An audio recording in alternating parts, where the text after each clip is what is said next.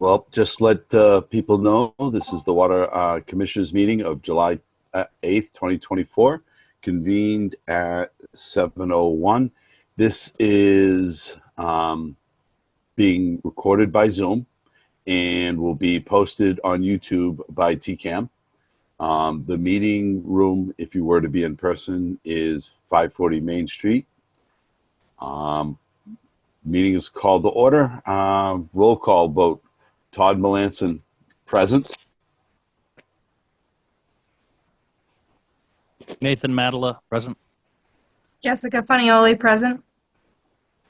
I have no additions or deletions. I didn't see any minutes in the meeting packet to approve. Did anyone else? Nope. Okay. Nope, they're not ready. I did not see any correspondence or public comments.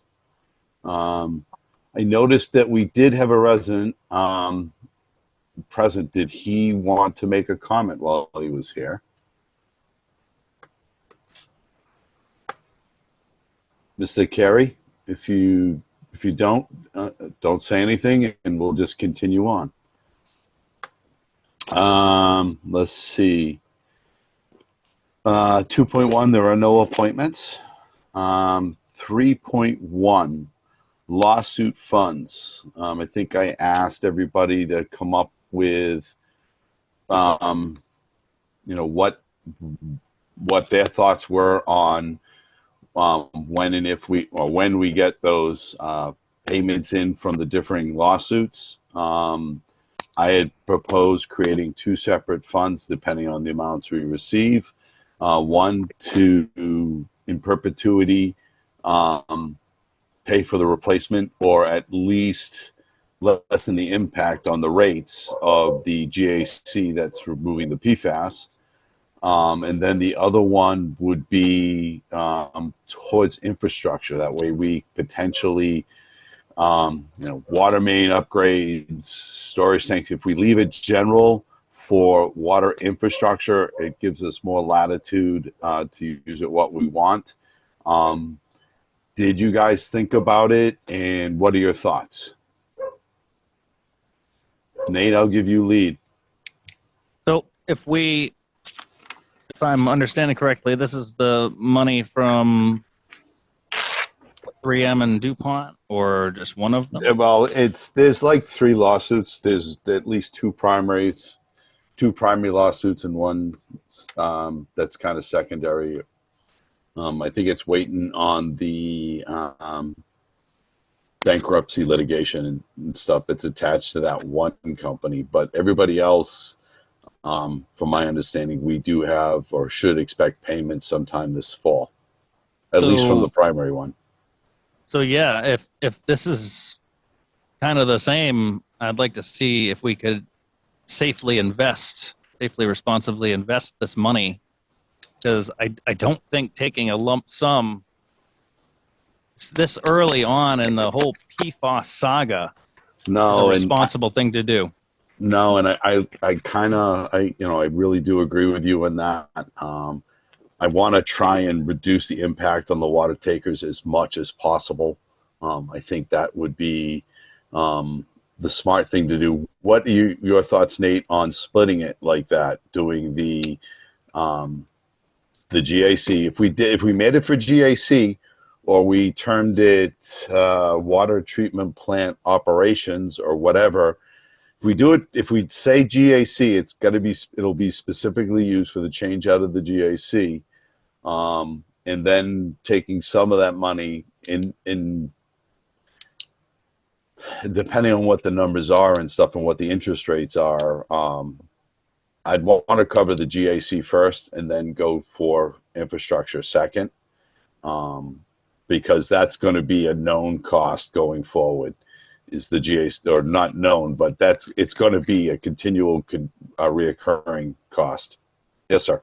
Right. So I was just going to say that, and then I think you answered my question. It's not a known cost. Do we have a guesstimate, worst case, best case, worst case, as to what it may cost?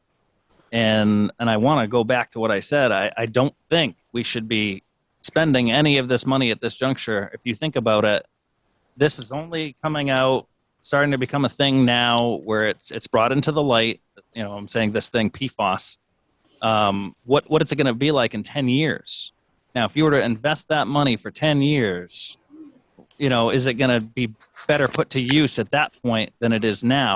Making an allocation at this point seems like it may be premature.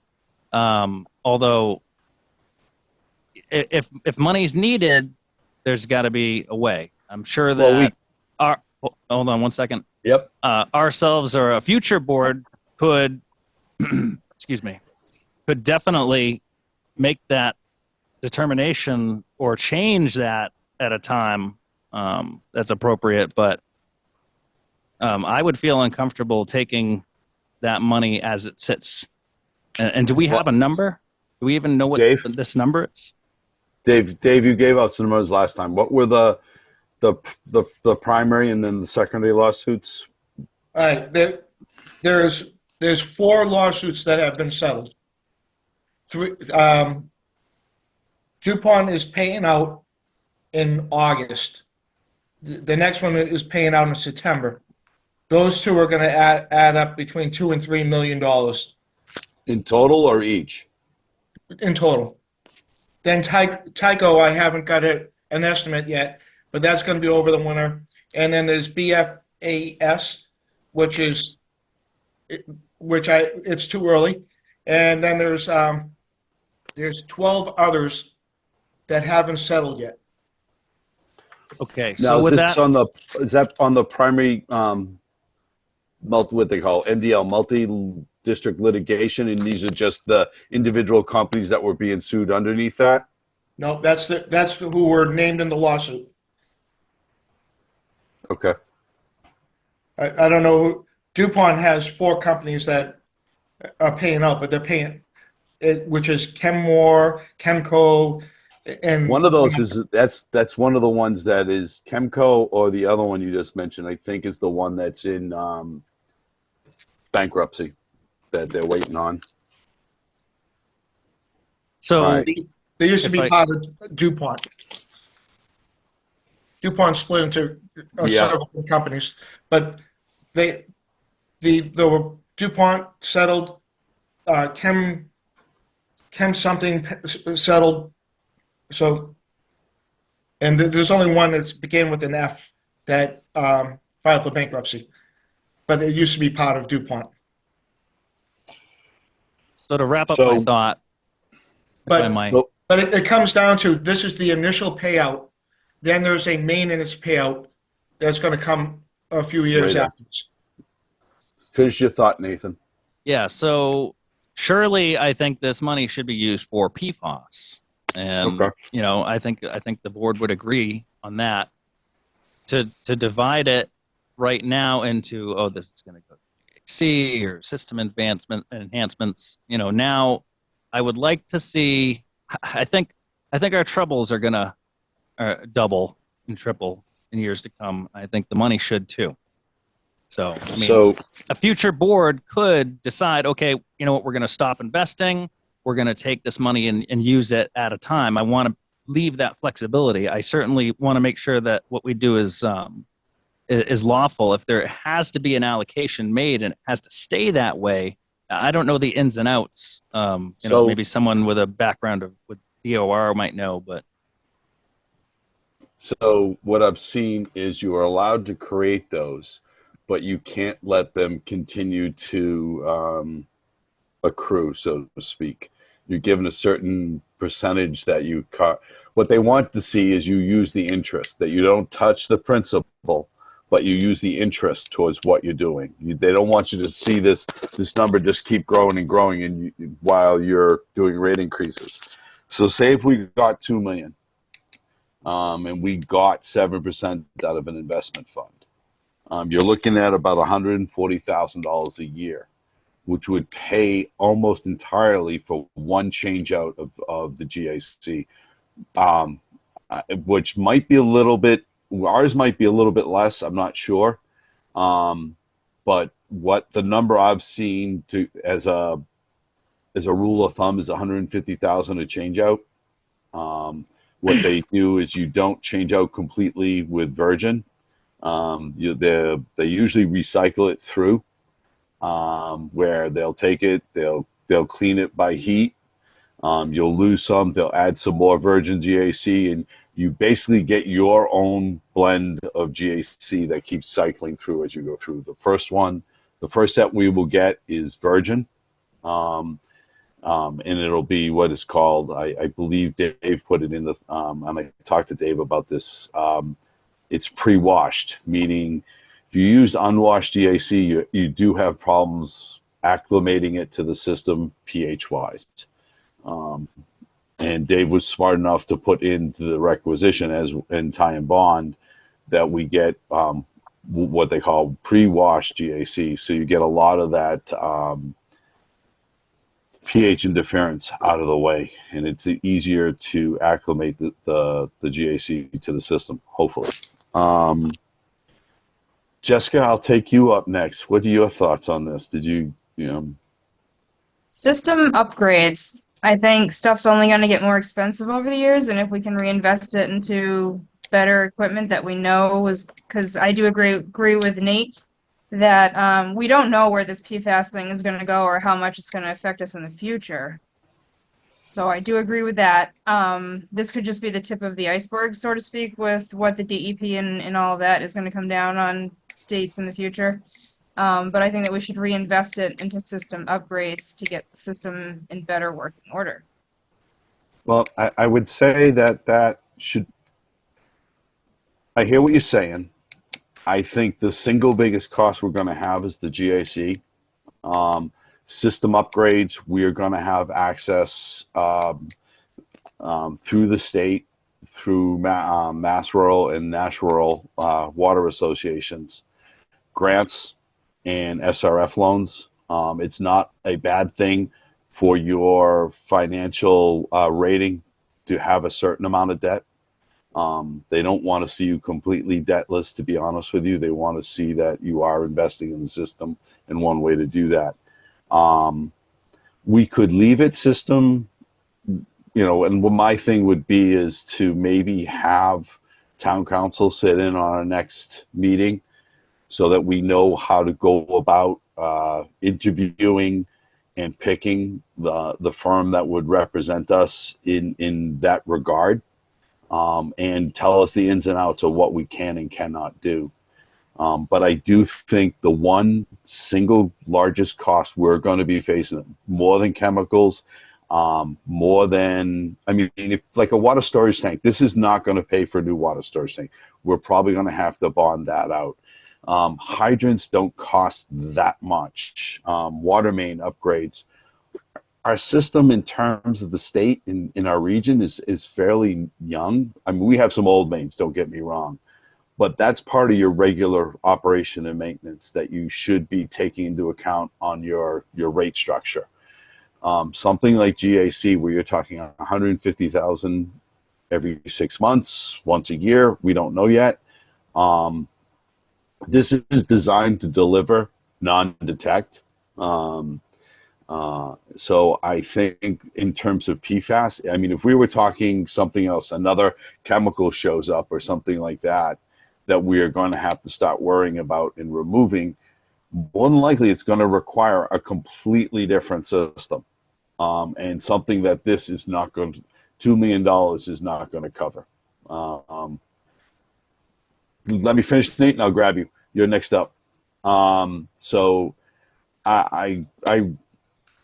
I'll be guided by you guys and stuff like that, but I really do think the single biggest impact on our budget is going to be the replacement of the GAC on a continual basis.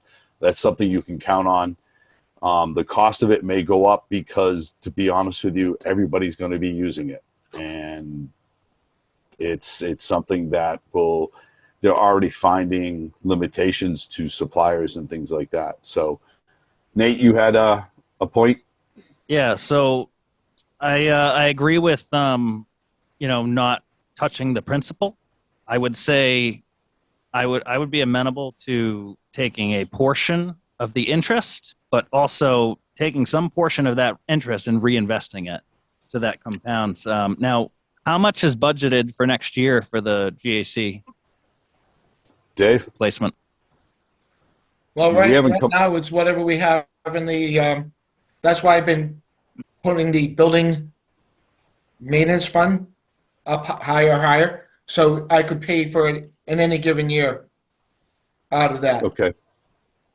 Because it can be budgetable, but then I would lose fixing things on a steady basis. But one thing Nate did say is I think right now we should open up 2 accounts and let's see what happens. The plan isn't even open yet. We don't know. I would wait till the spring to see how much money actually came in, and in the meantime, find out what you can use it for. But don't spend it when you don't have it. No, I wasn't talking about spending it, but I'd like to have the funds set up before they come in. That Right. way there's a plan. My way of thinking, and Chaz, forgive me, I don't want the money sitting there for a minute. I want to have a place ready for it to go, so it's not a convenient stopgap, or because it will go, and I think it gets made to the town of Townsend, then gets transferred to the water enterprise. So I would definitely like to have this set up and ready to go when those monies come in, so we know where it's going. Everybody's on the same page. You never can tell what's going to happen with this board, the Board of Selectmen, other things in town. We're going to have to do communication and outreach to the community to get buy-in, because I believe they have to approve this. But I do think having town council come in, explain the limitations, what we can do, how it has to be set up, what we need to do, what we can do with it, would help us immensely. Nate, go ahead. Yeah, so I heard somebody say 2 accounts. I don't know what I know an individual is FDIC insured for 250,000. I think in a household with 2, you're 500,000. I might be wrong about that. What is it for municipalities? How much are we insured for? And is that a good reason to have more than just 2 accounts? I've seen them as high as $5 million an account. It all gets into investment law. Again, this is something We probably need to town know. council. Yeah, this is, like I said, these are going to be the nuts and bolts, Nate, that we got to go through and stuff like that.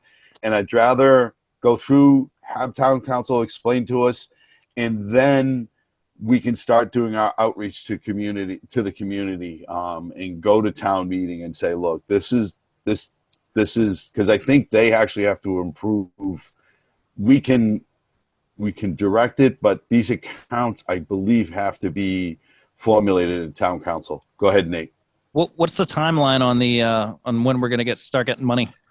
I think Dave said DuPont is in the other one is due in August. August. So the payout will be, I would expect we'd probably see the money September, October, that it'll go to the lawyers. The lawyers then distribute it out. So, we have a little bit of time, but I don't think we have all that much time. All right. So we have probably until August.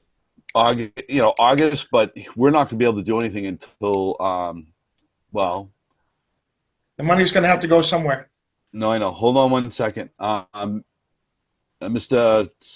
He's got his hand up. I was just going to ask you a question. When is we're planning on a special town meeting in August, correct? September. September. Yeah, but we may have to change that. So All right. that's what we had voted on, but things have changed. If I may, Mr. Chair, there's a couple of things. I think that before we go to town council, it might be wise to talk with the accountant and the treasurer first. Number one is that we need to find out, like Nate pointed out, the limits on what accounts we can put it in. There are high yield accounts, there are medium yield accounts, and there are low yield accounts. There may be some sort of breakdown that we don't know about, but I do know that the treasurer and the accountant can let us know exactly what the limits are. I think it's a very wise decision to use the interest for your whatever you need, whether it's the GAC or system upgrades or whatever, and leave a principal in there. I think that's a very smart thing to do, not only for the board now, but future boards as well, knowing that they had that nest egg, so to speak, to be put in there. And the last thing is, why should I forgive you, Todd? Anyways, so that's Jessica. Do you got anything you want to add or thoughts? What if we change the GAC every 6 months? How much does that cost? Potentially, you're in two different budget cycles, or no, actually, you'll be in the same. If it's twice a year, it's probably 300,000. But So that's why I was trying to. That's why, you know, every 6 months, you're not changing the whole thing. It's one filter, depending on the way it runs. So we're looking probably at 150 to 300,000 a year. And that's why I'm looking at trying to help defray those costs, because those are going to impact our rates. Now, our rates have been based on projected usage and stuff like that. But I'd like to limit any sort of rate increases that we have to do or don't have to do, to be quite honest with you. I don't think they ever stop, because the rate of inflation doesn't, the change in chemical prices, what have you. It's never good to go a long time without rate increases, to be quite honest with you. We ended up doing, I think, was it 28% the first year, Dave? 20. 20. Mm-hmm. And that was a significant impact and wake-up call. I mean, not only that, we did a tiered rate system. We went from a block rate to a tiered rate. So I don't ever want to see the residents hit or the town hit with that sort of shock again. It does nothing but hurt your good faith with the residents. It doesn't show good financial management. You know, you may forego it here or there, but it's never good to go a long term. I've seen it happen. You know who it was? It was Westford had the 28% increase. Acton, I think, had a 50% rate increase. Those are some of the numbers you're seeing. So I think it's easier for people to absorb if it's smaller increments over a longer period of time than one all at once, because they get used to a bill, they plan on it. So that would be my thought process, and anything we can do to defray the impact of those costs, I think, is in the best interest of our residents in our town. So that was my thought with this stuff. I just didn't want it. One, I didn't want to see it floating out there and end up in a CD that we never see again until we go for SRF funding and they find it again. Yeah. But I think in our best interest for the department, for the town and its residents, that we act smartly with this money and make sure that it's something that helps us be sustainable for the long term. Just a couple of little tidbits on that. So all three wells are going to be put on together to blend to water down the PFAS from Harbor Trace, which I predicted it'll give us 18 months to 2 years before we have to change media.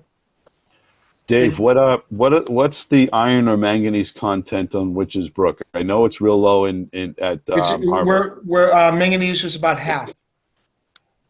What do you mean half? That's why it's about half of the state level. The secondary or the health advisory? The health advisory is near zero, but it's health advisory is 0.3. The health advisory is 0.3. Secondary is 0.05.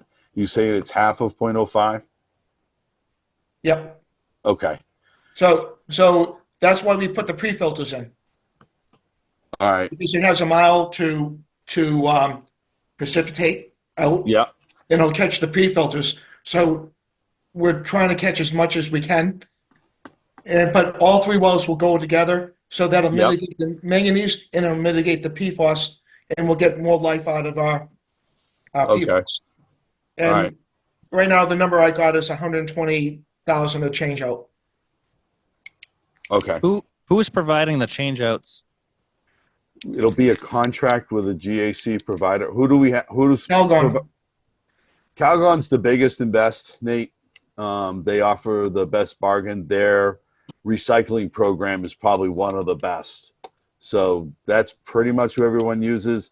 The other ones, I've had difficulty with their supply chains, and I've seen delays and stuff like that. So with Dave saying Calgon, I'm kind of good. I'm a little bit relieved, let's say.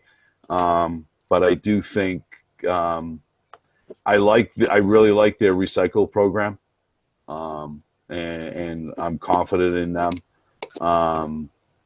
As confident as you can be in any company, I guess. Go ahead, Nate. I think we should stay vigilant as this is becoming more and more of a thing. You know, there may be new producers. I think we should always be shopping. I think it's going to get competitive. Hopefully not the other way. Hopefully in our favor. I'd like to see, we're talking about, possibly investing and talking to our accountant. I'd like to get that scheduled soon, very soon, like not next week, but the week after, like the week of the 22nd. I am not here. Well, whatever works for you, like same time, like if it has to be the 29th or something like that, we should be hitting the ground running on this. We want to talk to them, know what's available. Then we start talking to investors, get this all lined up. Okay, I'm with you there. I think we're already behind the 8 ball here.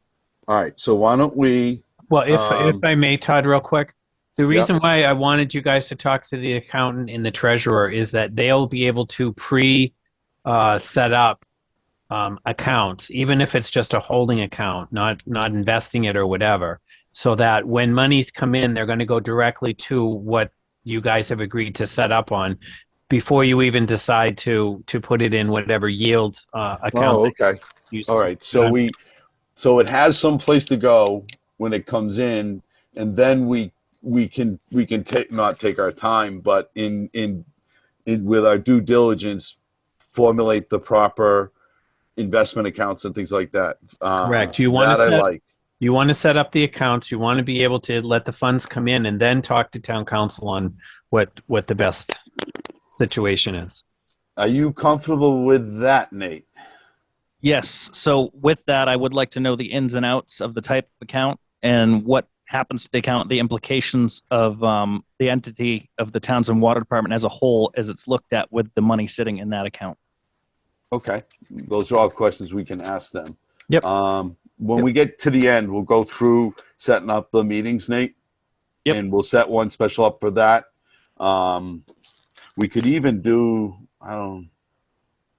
does that meet the requirements of executive session, or is that something that should be an open meeting? I think it should be open meeting. All right, that works. All right, let's see. Does anybody have anything else to add on this? All righty. Let's go to 3.2 master plan. I had talked about shaping what, a master plan, just so you know, it's not set in stone. It's not the 10 commandments and Moses throws 5 of them away or whatever. It's a projected plan. And depending on circumstances, you can change it midstream. Something happens out of the blue, that becomes more important than anything else you have on your master plan.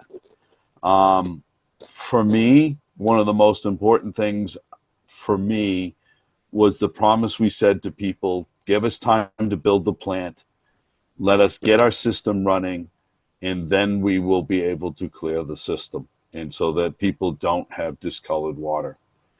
I stand by that. I think doing anything else would put that good faith right out the window. Nobody's happy with it, but they've given us time to get the plant up and running. And I think, Nate, I'll get to you. I think that should be part of the focus of our master plan, where we are talking about set number of hydrants at the end of the systems, like I said before.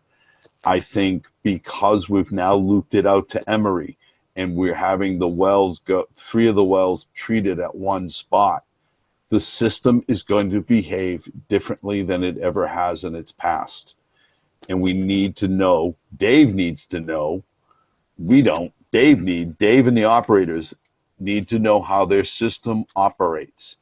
And so the water pressure model of a system, the way it operates, and some sort of flushing program written down, how long to run this hydrant there, whatever, is going to be as important as any sort of infrastructure that we build.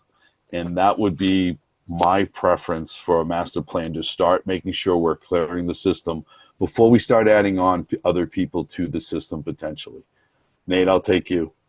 You mentioned discolored water. Now, I haven't heard anything from our super about that, and I haven't actually had any complaints to me. Has it been better, or? I don't know. I haven't seen it on Facebook. As far as I know, Jessica, Dave, and Brenda haven't necessarily received calls. I would have heard something from town hall. There hasn't been. It's either people have gotten used to it, to the periodic disruptions, or because Main Street came online, it's gotten better and there's not as much push and pull in the system. But I do know, and we've been lucky, Nate. Last summer was really, really wet. We didn't have the structural demands on the systems that we've had in the past. If it stays like this, we may see it again. I've seen systems that don't do this, and it's more painful in the long term again to fix it at the end. And at least I did. I don't know. I told people to bear with us when we started talking about PFAS and the monies we were going to be expending, and that we couldn't fix anything, and because right now we don't have the volume to do that. We don't have the volumes to expend to push out the flushing, from my understanding. And we probably won't until that treatment plant, until we get Harbor Trace back online, because of the volume of water it can produce. We're still at a negative, not as much as we were, but we're at a net negative on the amount of water we can put into the system. Once Harbor Trace comes back online, I think that changes dramatically, and it gives us the volumes we need to do it. As much as I like the idea of the storage tank and being able to supply water when and if it's needed to other parts of town and increase our pressure in our system, love the idea. I think it's outstanding for the long-term sustainability of the department. But I also don't want to forget the sacrifices, or not sacrifice. No, sacrifice is a good word, that the residents have made in forbearance of ruined laundry, discolored tubs. We all saw the pictures. I think to properly do it, we need to take into account the way the system is going to operate going forward. So that's my spiel. I'll let Nate, if you don't mind, I'll let you go first. Last time, I'll take Jessica first on master plan, and then we'll go from there. Jess? I kind of want to hear what Nate has to say first. Good enough.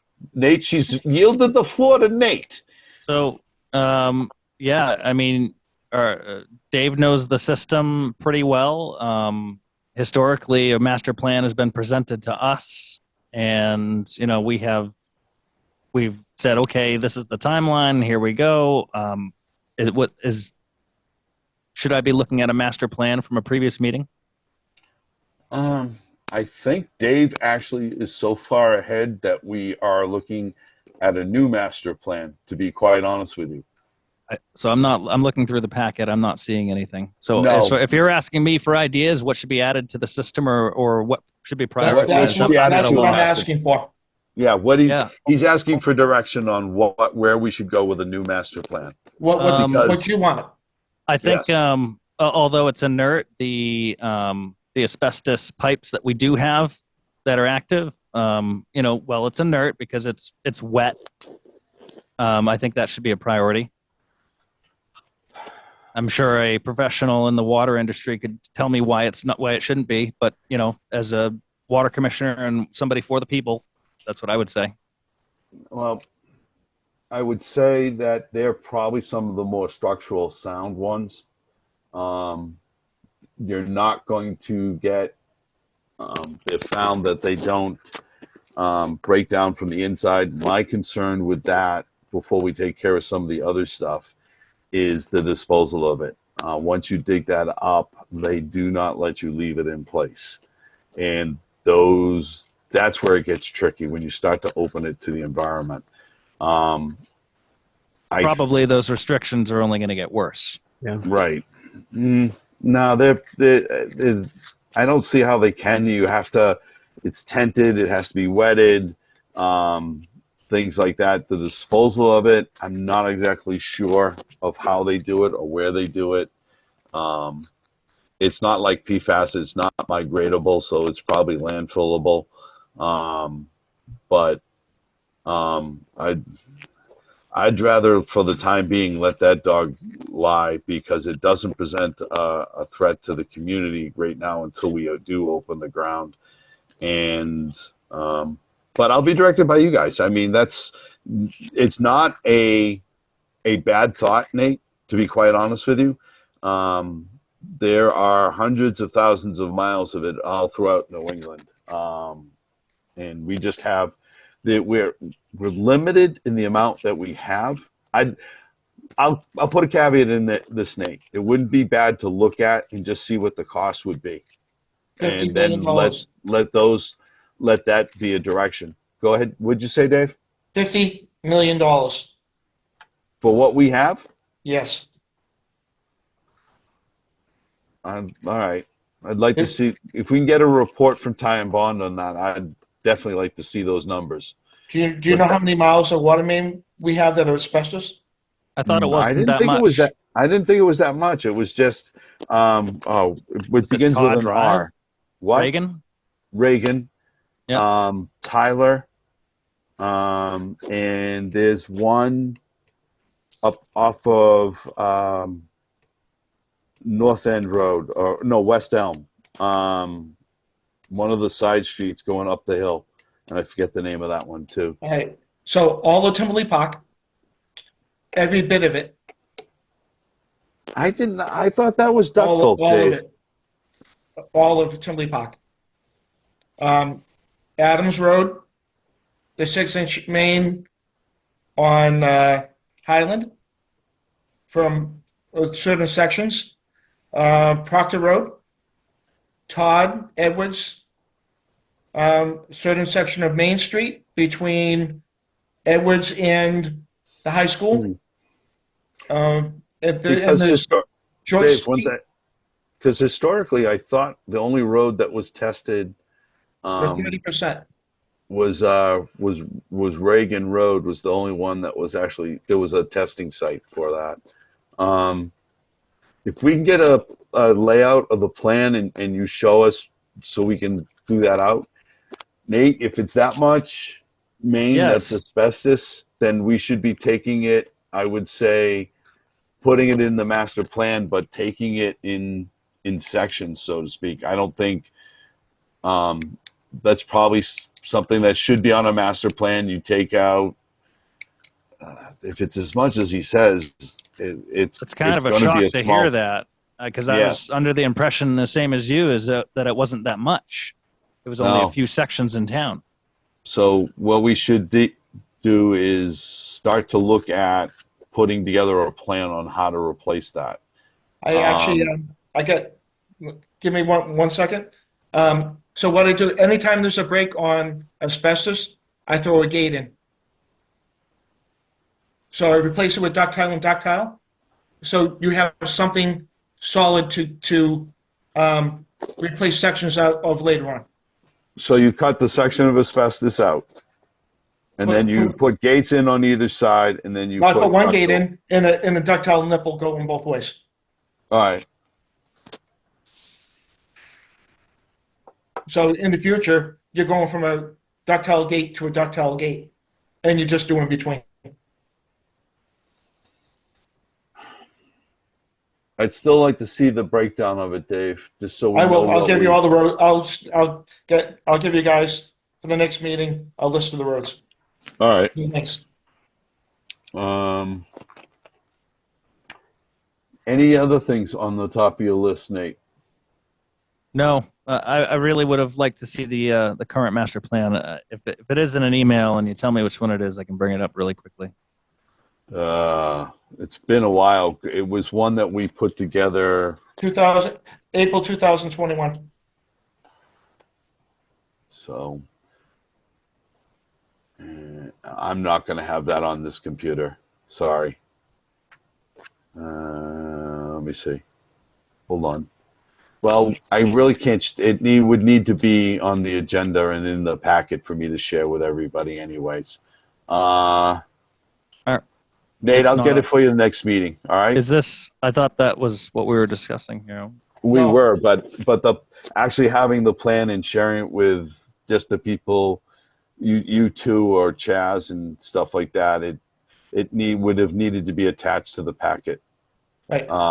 But we were Okay. more talking about the old one, as far as I understand it, is completed between the PFAS treatment plant, certain types of vehicles, certain types of equipment, certain plans going forward, such as the storage tank, the Highland Ave tank restoration, the cleaning of certain wells, the Main Street well replacement, bringing Cross Street well back online. We've actually, not to toot our own horn, but with limited finances that we've had up until recently, well, in what we have, we don't have, beyond the SRF loan,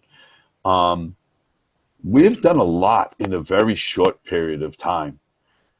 In 3 to 5 years, we've brought Cross Street back online. You've replaced a tubular well field with a gravel pack well and gone through that entire process, and actually in quick time. That's usually a 5 to 8 period. I think we did it in 2 to 3 years, if not less. Did you say 1 year? Less than 2 years. Less than 2 years. That's unheard of. Getting the PFAS, communicated to the public and got their approval for the SRF and stuff like that. Not that we had much of a choice, but there have been some fairly strong battles on that in other communities, and we didn't have that. You look at what we did on Highland Street to help those people. Oh crap, I can't remember the road. Dave, what's the road behind Dale's? I Greeley. can't remember. Greeley. Great. Thank Really? you. Thank you. Replacing the water main that went through a house and, put hydrants on Greeley Road for the very first time. I don't think there's anything this board or department should do anything but toot its own horn and be extremely proud of what it's accomplished in a very short period of time. You name another community of our size that's done as much with as little as outside help beyond the SRF. We're starting to look at grants and get money in that way. The lawsuit money hasn't come in. It's been through the diligence of Dave, to be quite honest with you. He's done a very good job on managing what we've given him. But this board, in its ability to stand together when times were really tough. I mean, they were not easy decisions. Greeley Road was not an easy decision to do because we had very limited money. Our staff did a lot of the own work. Highland Storage Tank, that was primarily them. Except for certain, taking everything out of ground, out of vaults, and bringing it above ground. The gravel pack well, our staff, they built the pump house. Instead of paying $900,000 to AECOM for their projected of what a pump station should be, they put in the well, they put in the cement base or foundation around the well, but our people built it. and they've done a lot of stuff in house. The refurbishment of the Main Street garage. So again, I'm nothing but proud of what we've done and what we've accomplished in, I will say again, a very short period of time. This board should be extremely proud of itself. The department, and we should be proud of our staff. They've done an amazing job. Nobody's going to be 100% perfect all the time. Never will be. Not in my lifetime. Not in anybody's. But I would say that there should be few complaints about us. We've done what is in the best interest of the town, the residents, the water takers. We've taken scrambled eggs and made the best omelet that we could out of it, so to speak. I would like to thank Nate. He's been not that I don't thank you, Jessica, but Nate and I, we've had our go-arounds and stuff. But our foremost thought was always the best interest of the community. And I really want to thank him for a certain amount of trust he put in me in some of the directions that we went. Sometimes they weren't where he was comfortable going, but he definitely put a certain amount of trust, and we acted as a board together. And we did it for a long period of time, just me and him. And it wasn't always easy, and it was tough. And kudos to him for sticking around. I give him high marks, and high marks for the trust. All right, off soapbox, Todd. Anybody? So let's really start. Nate, I can get you it. But I think we're starting from scratch. I don't think there was anything left on that old one beyond the finishing of the treatment plant and getting that online, which we're within months of doing, is left on that. So I think we're starting from scratch. Let's start looking long-term for what we want, where we want the department to go, what we wanted to do. For me, the primary one should be making sure our residents never have discolored water. Within reason. In New England, in our system, ductile, whatever you have, there's always going to be an incidence. I just don't want it to be a daily one. I don't want it to be a common comment of our system. And in that regard, I think there are certain tools Dave's going to need. That's why I was so adamant about the gate exerciser that Dave put on the capital plan. That is instrumental in making sure our system operates the way it should. It'll tell you your weaknesses in your system. So that I was 1,000% behind. But in that same regard, there are certain tools he's going to need, models of our system, because now it's going to operate different than anything anyone's ever expected. That being looped to Emory is a godsend. It will be a game changer for us, so that if a break happens on Main Street, we potentially don't lose the whole system, because water only can come out one way. Now it can come out two, or it will come out two.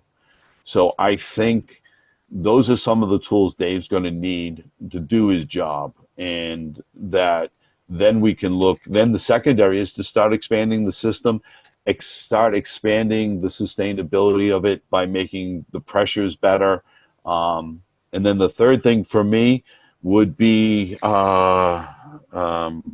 is it West Meadow, Dave, that goes up to the condos? That's correct. All right. There are residents on that road whose pressures are at the bare minimum or just above that. That booster station is God knows how long. So either we work with the people that there was at one time someone looking to add on to the condos up there. We either work with them, but that booster station, the placement of it may need to change, or its capacity or what have you. But getting those people what I would consider usable pressure would be third on mine. And there are a bunch of different steps with all of that, but those are my three main ideas. And I'll leave you with that. Jessica, do you have anything you would like to add on master plan? I think pushing the services to more people, I think makes sense, obviously. Okay. Because of the spreads out the cost over a greater amount of people. Okay. Yep. And this PFAS thing, is not going to go away. And so the more people test their wells, the more they're going to realize that they probably want town water, cleaner water that's tested on a regular basis. It depends on the type of well, Jess. I'm going to be honest with you. I don't advocate for people testing their private wells right now until the state removes that liability.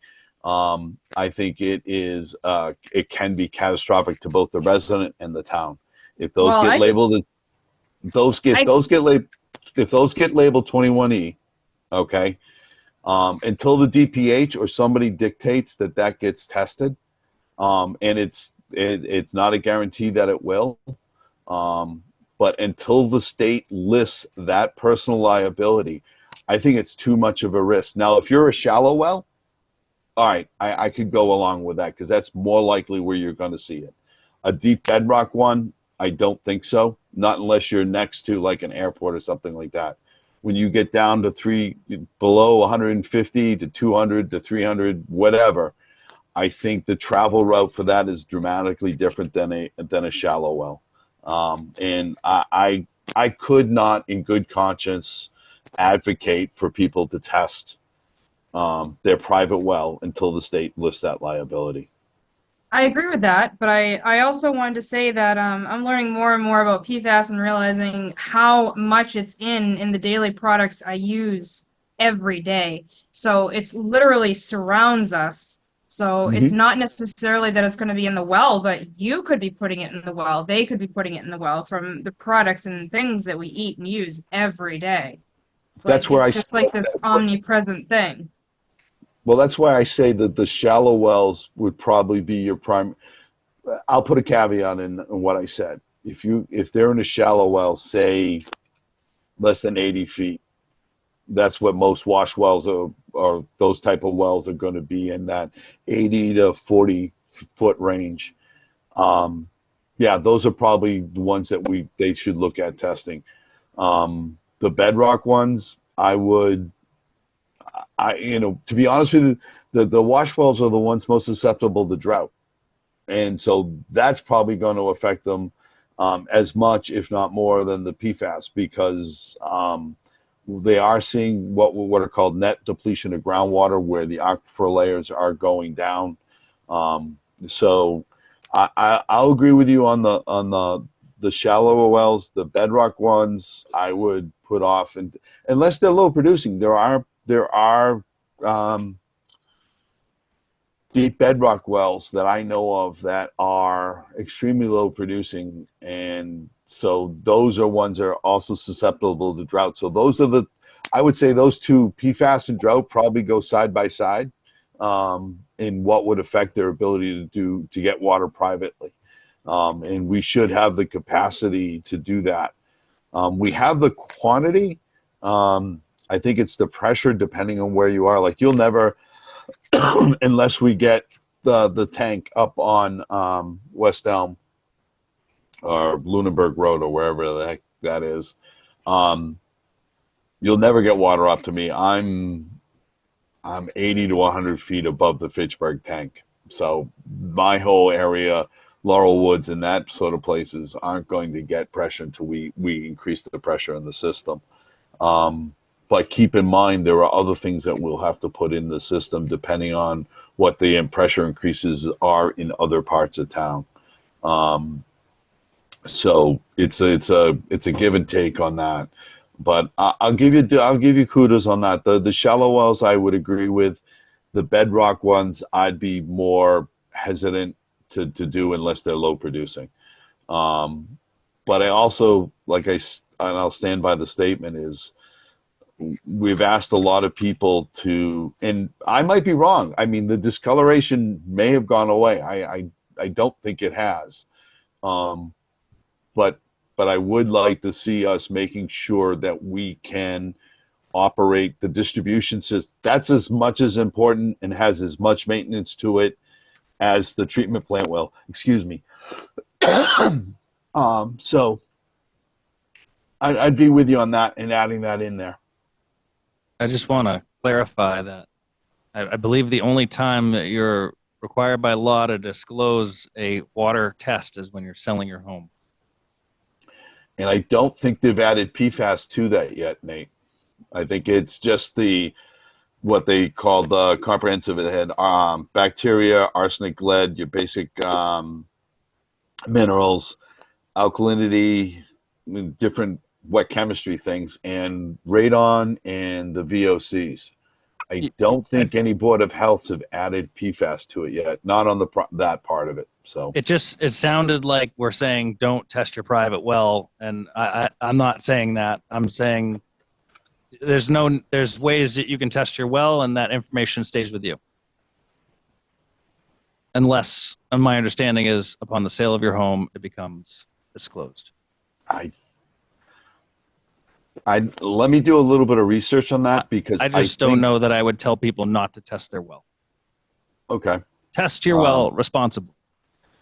Okay, that's a good way of putting it, but I also think that the labs are required to submit the PFAS data, to be honest with you. I think Home Depot has a anonymous test thing.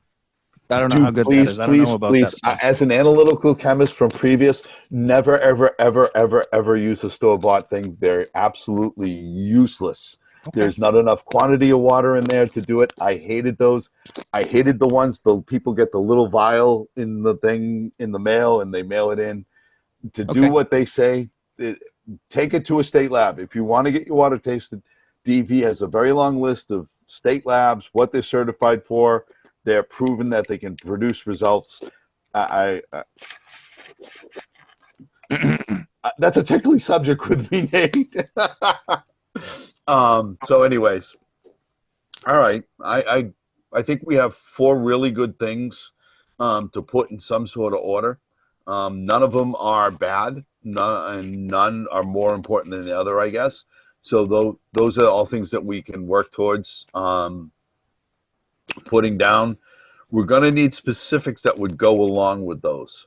So, yes, sir. I'll be eager to see what the superintendent has planned and presents to the board. Well, we've got to give him a directive of which way we want to go first, and then he can put the specifics in the plan of what would go along with which item. Yeah.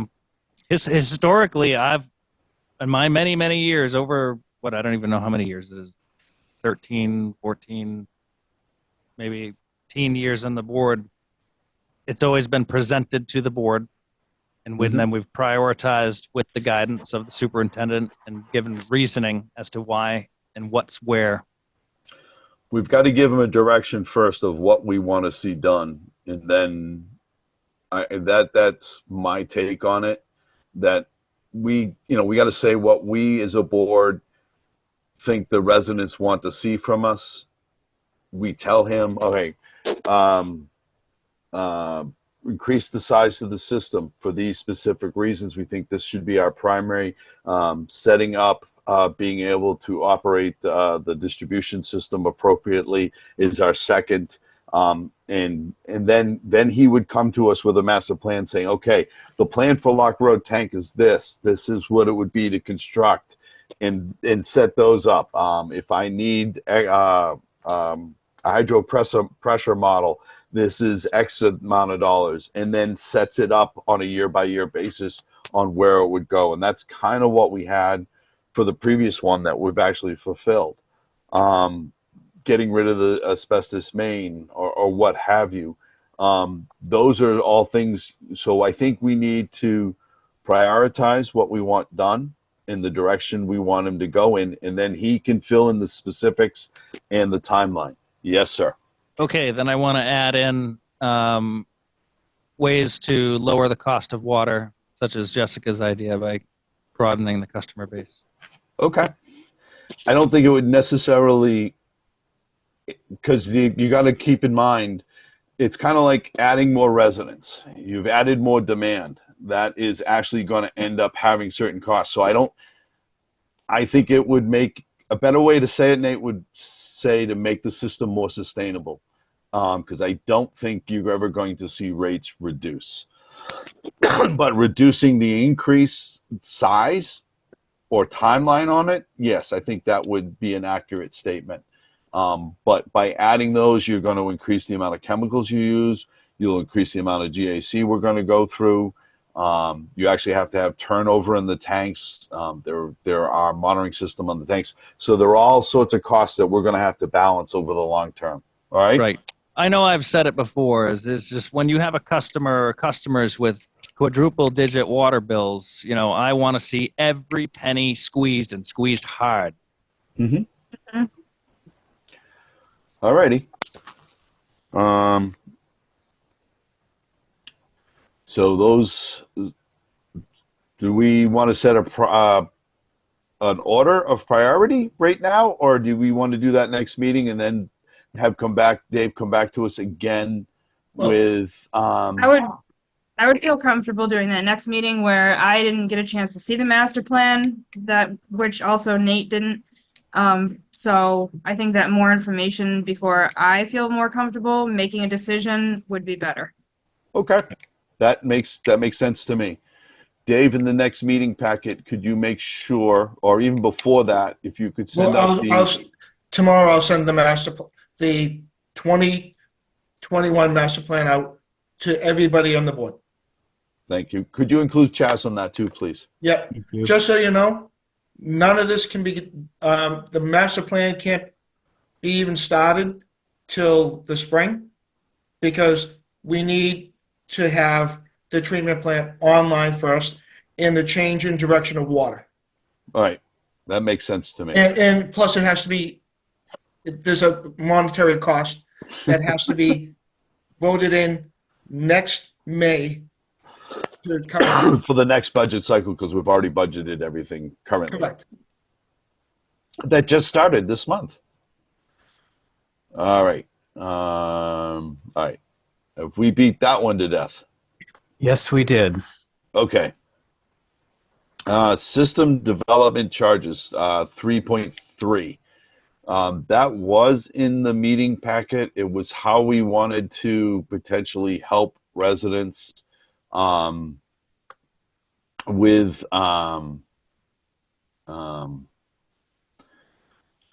potentially if they needed to hook up on an existing home, not new homes, not new businesses, but residences primarily that would need to hook up on an emergency basis, whether because of drought or what have you, or PFAS or some other contaminant that they didn't have the ability or comfort to treat. And, you know, Dave sent us a breakdown of potential where service connection fee for new construction is using the existing rates. Service connection fee, existing single family homes is the rate is $3,200. Pay it in full, proposed payment plan. The only problem with C, Dave, is DOR does not like to see, they like to see it within 1 year, but don't want it to go beyond 3. So that would be my only unease about C. All payment plans balances come due at the sale of a home. That is a given.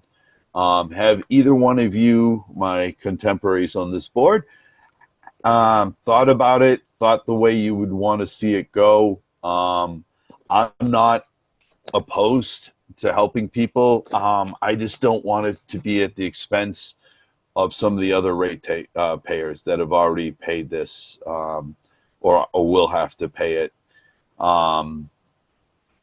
So I'm willing to listen to anything anybody's got to say, but I do think we need to put a limit on. I think 20 years is too long of an extension, but I can be persuaded otherwise. Does either Nate or Jessica want to take the floor on this one? I can this time. Okay. So we want more water takers because more water takers means more money and we can upgrade our stuff and give more quality water to more residents. So I'm looking down, like, I agree more towards what Dave said about like a betterment fee and taking a certain amount of time to pay it off, even though it's a nominal fee added to their bill every quarter. Like, what is he suggesting? $40 for 20 years. Maybe not do 20 years, but something to that effect where if the house ever got sold, obviously the water department would get paid. But it would still be easier rather than a huge cost on to someone that wanted to tie in for the first time ever, like new water takers over in West Townsend. That's a huge cost, especially for some of the driveways that are in West Townsend to begin with are really long. They're on average longer than Timberlake Park driveways. So that's going to be a huge cost for them. So I think that we should be able to work with new water takers and help them out while being fair to the ones that already have paid into the system. Does that make sense? So long as we abide by, the structure that DOR gives us, because if we are not complying with that, that's the first thing an auditor is going to pick out. And then that, if we get nicked on that, that does affect our bond rating and our ability to get SRF. So I'd be amenable to going as far as we can, so long as we don't mess ourselves up with DOR, because then it'll cost us more in the long run. Right. Okay. Right. And So that's I'm two in words. this we're talking about existing structures, not new homes. If new homes, that's part of the that's the cost of doing business. If you're a contractor, you're going to make $600, $800, $900,000 a home right now on a new home. You taking on $3,200 is not going to affect your bottom line, nor is it going to stop you from building that house. Excuse me. I'm just getting over a cold, so I apologize. So that part of it, I'm wholeheartedly with Dave. One thing I would ask the board to consider, so say someone builds a home, does a private well because they don't want to connect. And then a year and a half down, they decide they want to. And do we put a time restriction on a new construction for when they can hook up to the line, make it 10 years or what, you're on your well. Either you wait 10 years and you can get whatever sort of alleviation we give, or you pay the whole thing within. But there needs to be, I think, a time limit on when you can or cannot, and that needs to be in writing, I think, as well. Dave, I you agree have with your that, Todd. Dave, you have your hand up. Yeah. So for the time limit of 20 years, 10 years, 5 years, 2 words: town council. We ask him. Make it nice and simple. And yes, as you can see, we broke it down to new service connections. Yep. And we can existing, not new. We broke it down. No. We service connection fee, new construction. New construction is we can put it is a home that's 20 years or younger. Okay. Some words to that. I would be comfortable with 10 years, a time frame before you can. 10 years is good. Before you can hook up. Like I said, you never know what's going to happen. They may hit a low producing section, and they can either pay the cost up front then, or they can wait, kind of grin and bear it for a little bit. But I don't want people being in there for 6 months to a year and saying, we should have done water and getting in. And that's not the purpose of this, so to speak. I want to stop I don't want to create any loopholes. I want to make sure if we do something, we're sound in what we do. And we're looking at it from different ways. I don't know if I could support 20 years, to be honest with you. In talking to DOR in the Division of Local Services and things like that, there are prescriptions on what they like to see. and I'd be all for having town council having input, keeping in mind where we are with our budget with town council, because that charge will come back to us. So every time we talk to him, and we're going to be talking to him about the funds at some point, formally, and for him to write any sort of decision and stuff like that. So let's take that into account. But I would be willing to listen to what he has to say, what our limits are, what our boundaries are. So, because Division of Local Services, DOR, they're not going to come out and say, don't do this. They give a basic opinion of the rule and law. And from what I understand, 3 is the basic guideline of what they like to see. But we can break it down. Nate, do you have anything to add on this? Yeah, I do. The time limit, as far as like, I mean, I see what you're saying. You don't want to create loopholes, but like this is for an emergency basis where guideline or the restrictions have changed, and the state says you shall not take water from a private well, and they have to switch over. So it's a forced basis. I think we should let that and whatever comes out of it be part of this fee structure. Let that dictate, that emergency dictate yay or nay. You know, I mean, because someone might build a house and they say, yeah, well, we want to be able to run our own water and have a propane tank, and they want to be, you know, they're Off the grid. 1,500 feet off the road, or whatever the case may have been, you know, and they say, okay, well, it ended up being $15,000 for a well, and I don't know about private wells. If you go down, you know, 500 feet or you go down 1,000 feet, is Rule it of going to change? thumb is probably about 25 to 30 grand for a well. Right. So, you know, they didn't just spend that money willy-nilly, just saying, oh, you know, we're going to, and then forced to have to. But this is the idea of this is to help people in an emergency setting that need to connect. So I think. So I'll put one caveat in that regard, Nate. For certain things that you can treat, you can add a treatment system in. When they lose water, that would be where I would say if their well went dry, then that would be one. But if they've researched it and made the decision and they went with a private well, most everything they find you can treat. So they don't necessarily aren't mandated to switch to municipal water. They would be required to put their own treatment system in.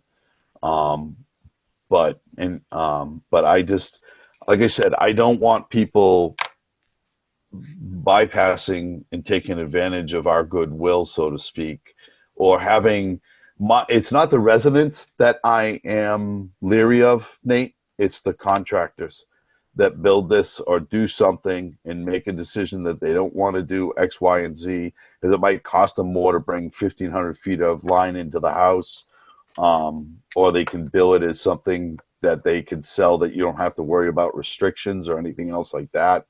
But I just, I'm real leery of people taking advantage of our goodwill. Mr. Sexton Duranian. I would suggest that you would look into other communities, other water systems that are of like for the town, and see what they have. Number one, you really shouldn't try to reinvent the wheel in regards to what your policies and protocols might be for this. Number one. Number two is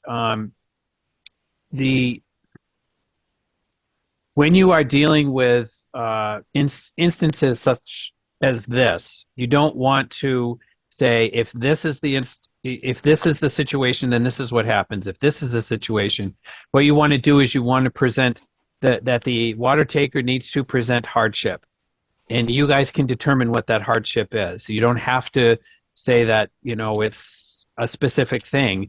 If they're presenting a hardship, that allows the board to be able to come to a determination on if they, A, believe it's a hardship, and B, how bad the hardship is, so that you guys can set your decision that would be appropriate for the particular hardship that has been presented to you.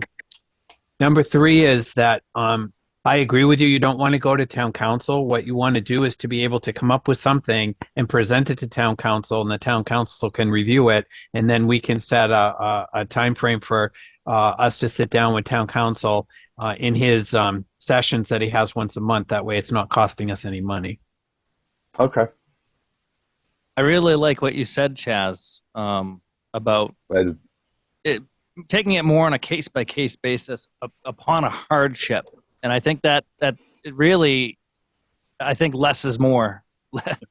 Yep. I mean, I'm for limited government, so. I know you are. So for me, I've seen if it's not laid out, it does put a certain liability on the community, on the organization, and that's all I'm trying to limit. I'm not trying to create more government. God help me. But I do want to protect us from any sort of liability. But I do think Chaz's suggestion of hardship gives us a certain amount of maneuverability on a case-by-case basis, and without appearing with any sort of one thing I'm trying to protect us against, Nate, is any sort of view of favoritism, nepotism, whatever the heck you want to call it. I want to make sure by putting it in my thinking was if we put it down in writing, then it applies to everyone. Well, that's how you scaffold it, Todd. Somebody comes in with a hardship, you all decide on what the parameters are of your decision, and then that is what you're going to be following the next time something comes up that's like that, so that you're doing the same thing each time you have a situation. So you're building your policy as opposed to making it and changing it 50 times before it actually works. Okay, that works. I like that. So do we want to do that now, or do we want to put it in writing for the next meeting so we can present it to town council at one of his sessions? I'd rather take the time, have us write it together, and then formulate it at the next meeting. Nate, you have the floor. So I believe what I would like to see is that service connection fees may be adjusted. I don't think waived is a good word. Maybe there may be an adjustment to a service connection fee upon a resident coming to the board with a hardship. Something like that. I don't think we can waive it. Not waive. Not waive. But even reducing it, I don't think we necessarily can. We can require a payment plan, but if you start putting in not waiving. I would say alter. Not even, it's abate. If you start abating certain fees, that is a trigger for an auditor. I would rather see us extend a payment plan and see the fee paid in full, than, unless you want to put it in different realms. If you want to quantify what economics, like if the person is retired and on Social Security and is on a fixed income, if you want to set requirements that way. But I think abating a portion or a large portion of a fee for the system set up like that is something that sets up a trigger for an auditor. And I want to protect our ability to be sustainable in the long term. I understand. And listen, I'm on a well. I'm always friggin' nervous when like the dry season comes and I measure the water we're using. But I want to be careful what we do and how we do it. That's all. Probably the less we can say, the better. Just saying service connection fees may be discussed with the board. You know, there's a very, very, not too much, just a couple lines added to. Respectfully, I'll disagree because then it sets us up for accusations. Well, you did this for him, but why can't you do it for me? I think if I agree, less is more. I do. It gives us flexibility to be compassionate where we need to be and things like that. But I think we need to have a set of guidelines so we don't get accused of you did this for Joe Smith, but you're not doing it for me. Why? And we could explain it till we're in the dog, till the Right. dogs come home. But I still think that would give a perception that we were being favorable to one person over another. That's my So- fear. So here's a good example. We have a zoning board and we have a lot of zoning rules. And Mhm. from time to time, they will grant variances and certain Mhm. things will be appealed, right? Do you think that that happens there? Oh, how come this person got to do this with their blah, blah, blah, and I didn't? You know, Those are it's set kind on of, it's kind of laws. right, but there's also reasons why I don't want to say laws are bent or broken, but there's reasons that may have been unforeseen that something should be allowed or shall be allowed. Am I hitting the right thing here, No, Mr. they're called conditions. Conditions? Is what you're talking about. So they make a decision and they put conditions on it, saying, Mhm. yes, this is the decision, but in order to get this, you need to do this. In order to do this, you need to do that. So there's conditions put on it. I think quite simply, and you got to be simple in order to be succinct. All hardship applications are dealt with on a case by case basis. Period. So that it's not a coverall, one size fits all kind of thing. Yes. I am open to the direction of the board. Listen, I tend to make things more complicated than they need to be sometimes. But I do get worried about the perception of the community. And it's more so for this, Nate. I could give two hoots, and be careful what I had to say, about what people think of me. What people think of this board is important to me because we go to them asking them to approve sums of money for improvements, loans, or what have you. So that's my only concern is I don't want to create a detriment to that that ability. We've attained a certain amount of good faith. I'm very protective of that, I guess, is what is. But I will be under the direction of what the board wants to go in. If we want to keep it simple and say case by case basis, and all hardships shall be held before the board, and I'm fine with that. But I do think we need some basic guidelines, though, on what let's put something in writing, and we can put it to town council at one of his sessions. Yes, sir. You have the floor. How about a motion? Would you? How I will about entertain a motion. how does this sound? Right. I move that the Board of Water Commissioners accept and. Oh, see, I didn't think about this before I was going to say it. Usually that's me, Nate. I wrote it down, and I'm trying to wait, what? Hardship applications. Do you want to wait until I next move meeting? that the Board of Water Commissioners deal with these proposed hardship applications on a case-by-case basis. Something like that. You got to have to say what it's to. So in the motion, it should be for the toward- service connection fees. Okay, let me do that again. Should I call it? Should we call it service connection fee hardship application? service connection hardship. I like it. Okay, I move that service connection hardship applications be held on a case-by-case basis. The Board of Water Commissioners. Second. Motion's been made and second. Any further any discussion? Jessica? I think that when we do make decisions on these things, that it should be clear what our reasoning is for each one. So that when people start asking questions or pointing fingers, we can quite easily say A, B, C, and D. These are why we made our decision.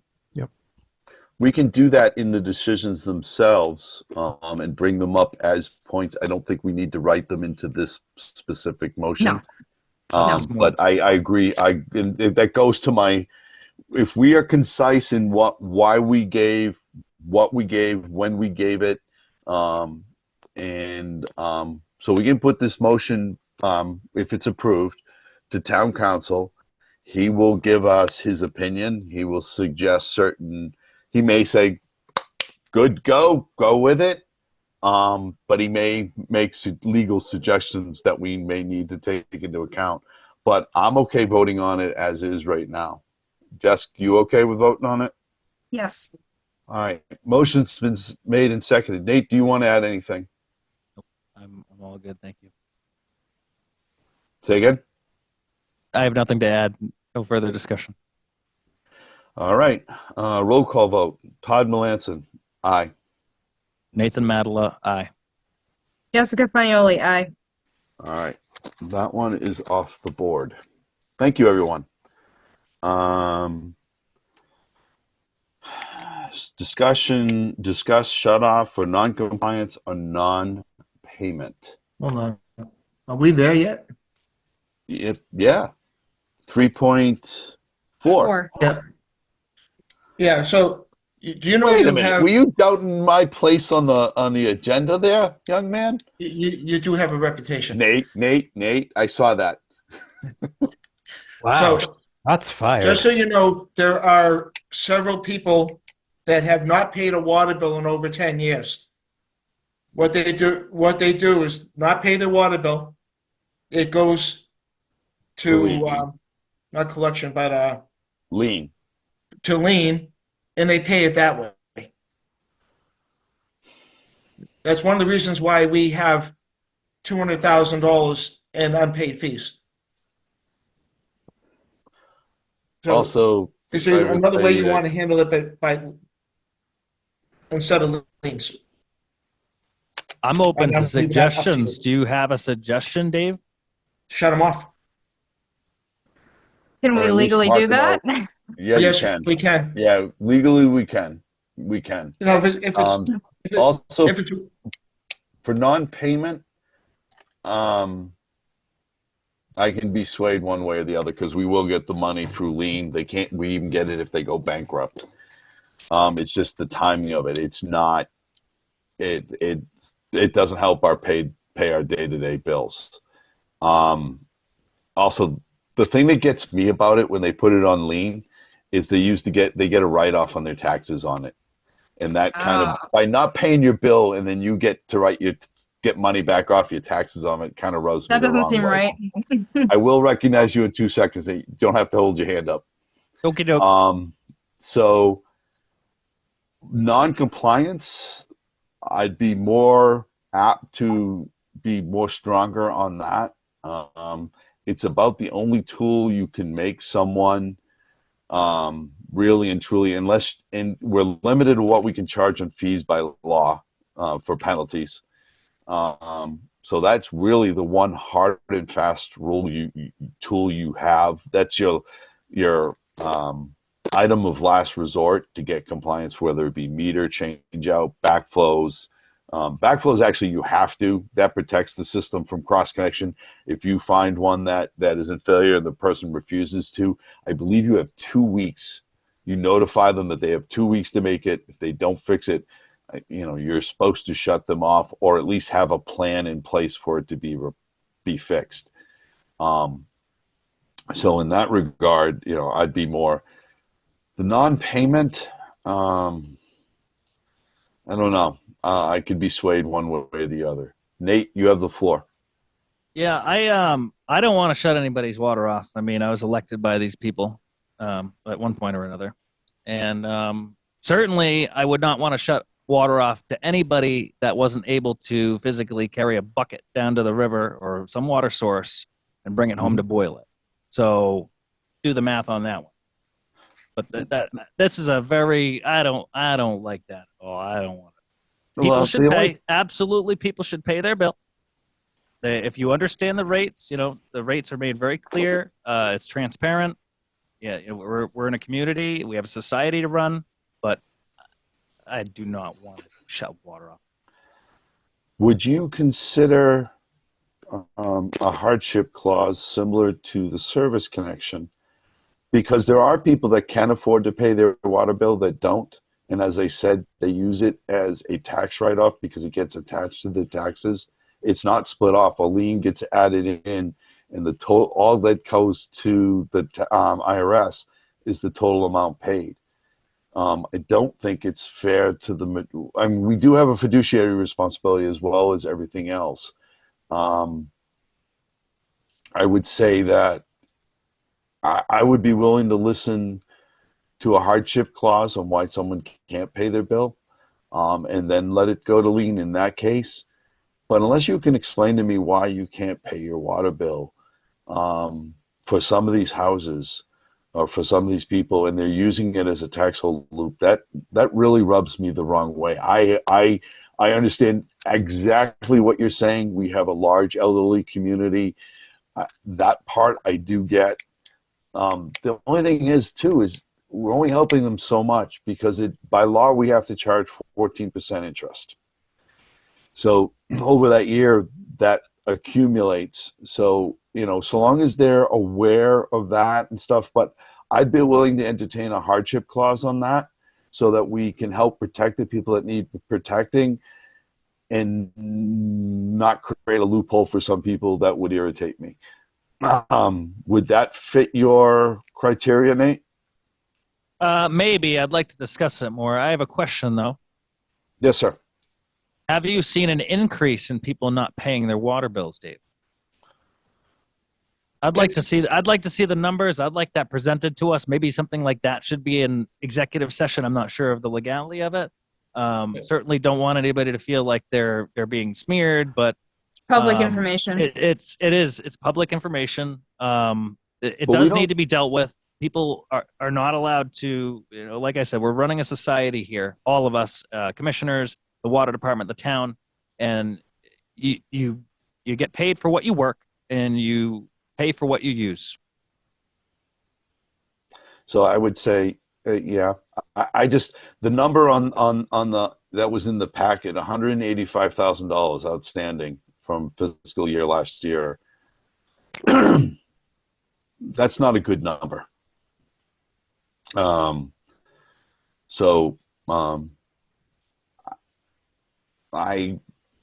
like to see year over year what's going to be hard though too is because our rates changed, and how much did that affect people's ability to pay? What was their usage? Did their usage change or what have you, or did it stay stable?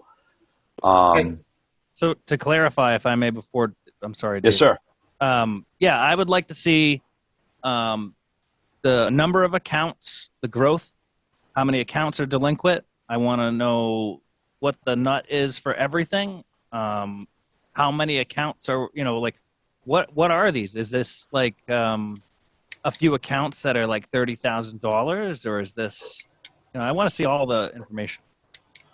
So you're kind of going way beyond what we're talking about. I'm talking about 5 to 10 accounts that have been doing this for more than 10 years.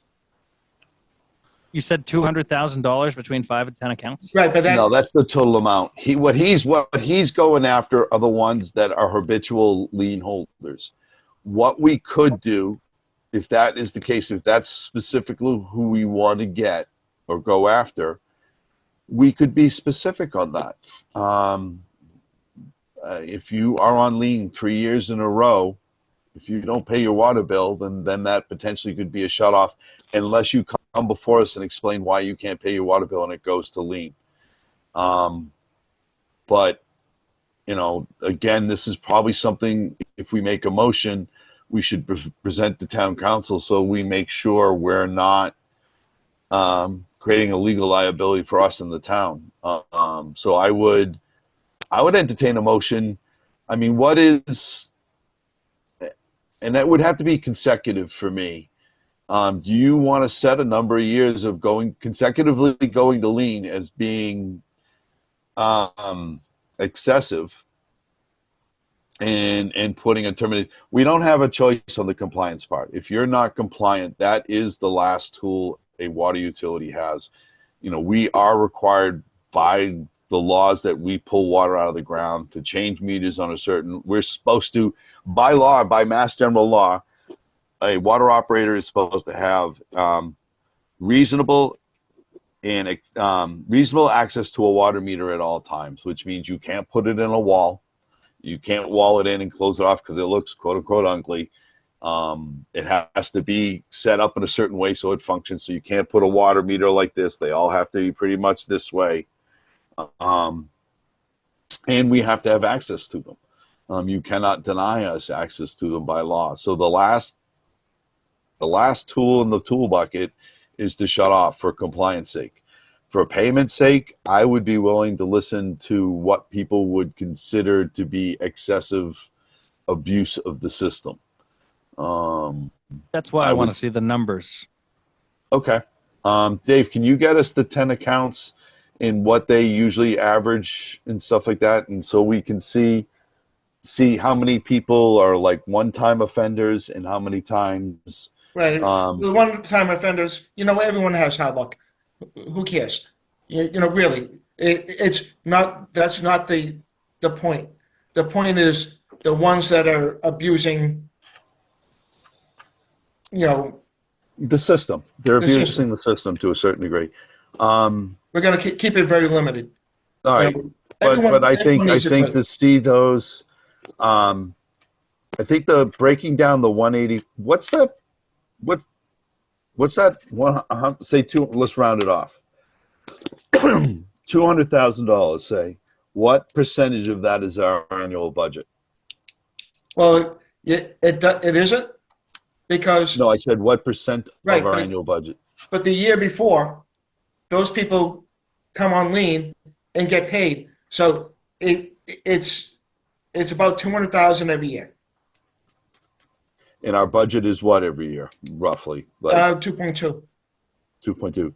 So that's almost what 10%. 10% of our budget is unpaid. Right. That's kind of a scary number. So I'd like to see if you can give us a number. I would say 5 consecutive years. If you can get us the number of accounts that have on lien for 5 consecutive years, that would give us a better idea, I think, of the number of people or accounts that are quote unquote maybe taking it. There may be a reason, and then we can formulate a motion, I think, next meeting to do that. But if we have, I think 5's a decent number. Does anyone have a different number in mind? I Nate? do. Well, Oh, Jess, go ahead, please. I'm gonna say like 3 years. If there are 3 consecutive years, obviously. there needs to be an explanation. I was trying to. Nate, what's your feeling? So, I think more data is better.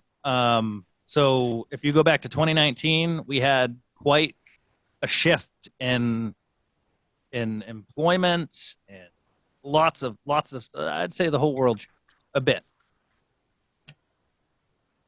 I want to see the data. I want to see what's happening. Are we seeing more accounts? Are we seeing, yes, there's these habitual offenders, but is there an underlying issue here that we need to address and look at? You know, I want facts. I don't want just, here I have a problem and there's these people and we got to take care of this. I want to know, I got to do my due diligence. I want to see these facts. I want to see these numbers. The more numbers, the better. So if we could see 5 years back to 2019, that would be ideal. Okay. As far as moving forward and putting the saying, okay, who's going to get shut off if you've been to lien more than this many years? Am I confusing the 2 points here?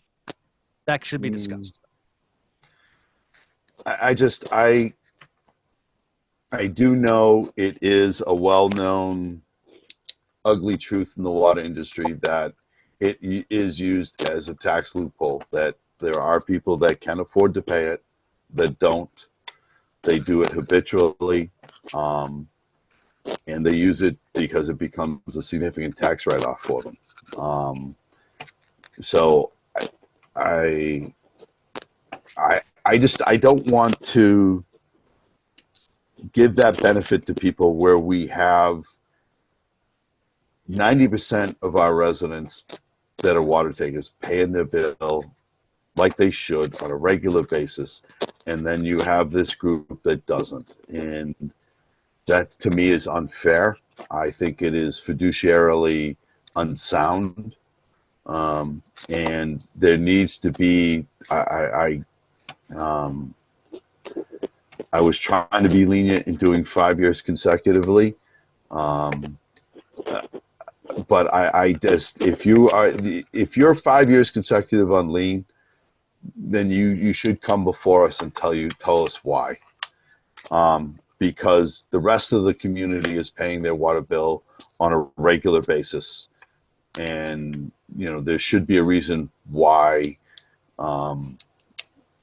you're not, and why not paying for what you use in a timely fashion. I mean, I'll tell you right now, if you did this to Unitil, they'd have you off in a heartbeat. If you did this to any other utility, and we are a utility, you wouldn't get the leniency. You wouldn't get the personal consideration that boards like ours do.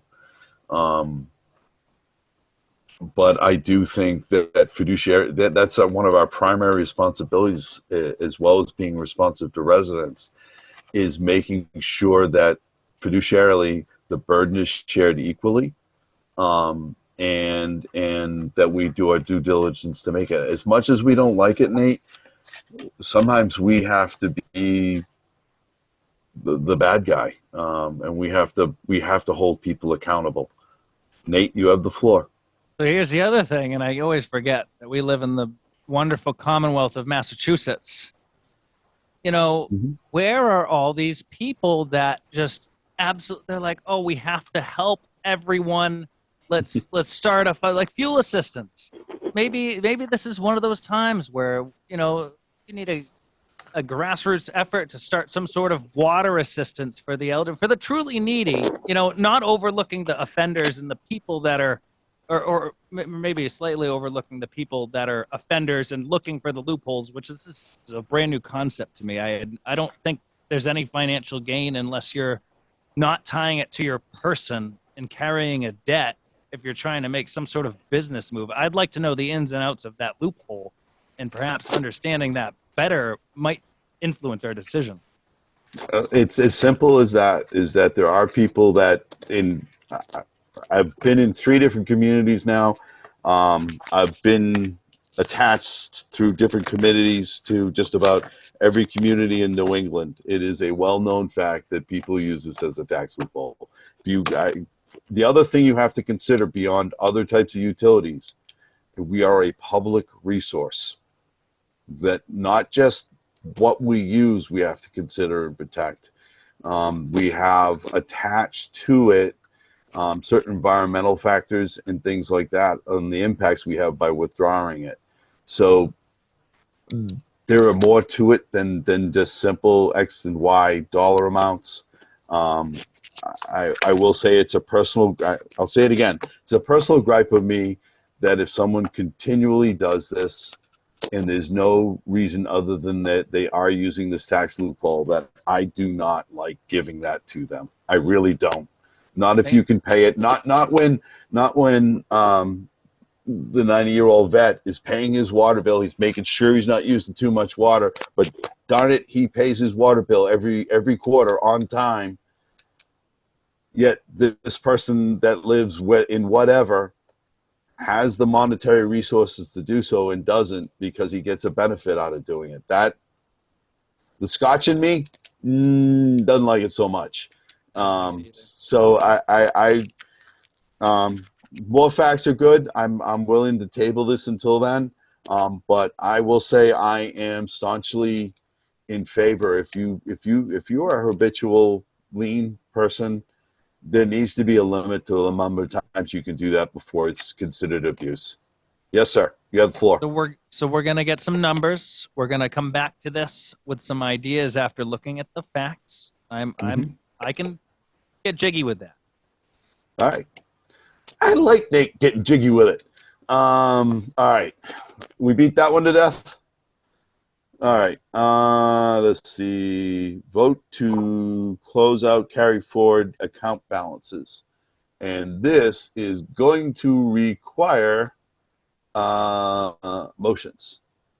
My suggestion is that we consolidate, list the account numbers, and list the total for the two different sections instead of reading each one individually, kind of like we do at town meeting. What is the pleasure of the board? Nate? Absolutely. If everything is read once, and then we say a motion for the account numbers Do you want the and the individual? total. You don't Do you need to want the- say. I mean, it really wouldn't be that hard. All right, you're reading the motion then, because I. I'll do one if Jess does the other. I'll do the long one if you do the short one. I Can I- don't have anything in front of me, so you look like you have information. All So right, I'll do the This is second a- one, this Nate. is in our Nate, you do meeting the packet. first one. Okay. You do the first one. I'll do the second one. All right. okay, Can I give you guys a point of order? yes. Sure. Going forward, if you put that in the agenda, all you need, your motion would only mean to say as listed in the agenda. Hmm. Oh, that would have been helpful. Todd. Oh, Anyways, Nate, you have the floor to take the first one. I move that we vote to close out the following accounts and transfer the balance is to free cash. Account number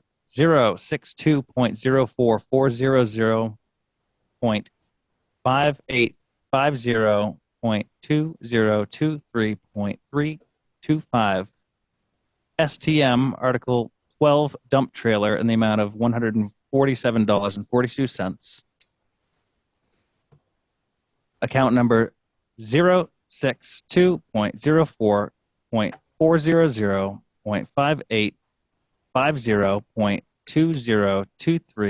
062.04.400.50.2023.324 STM 5//23 Article 12 ground penetrating radar for the amount of $865.37. Account number 62.04.400.5895.2023.106 A12.12 ATM 5.3.2023 decommission Main Street Wellfield in the amount of $1,513.83. Account number 066.04.400.5840.0000.401 Safety System Highland Street Tank in the amount of $1,030. Account number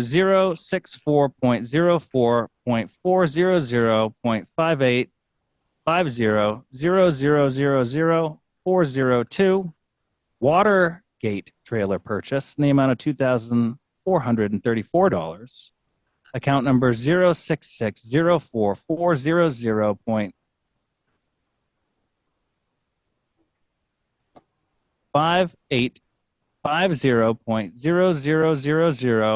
0660440.5850.0000.403 Water F-350 utility truck purchase in the amount of $3,916.12. Account number 066.04.400.50.0000.404 Water Cat backhoe purchase in the amount of $5,281.79.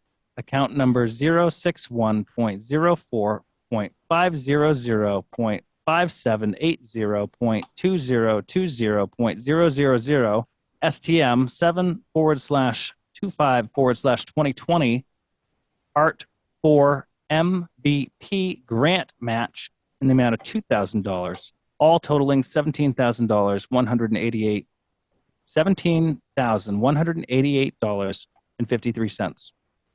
Second. Motion's been made and seconded. Any discussion? I see none. Roll call vote. Todd Melanson, aye.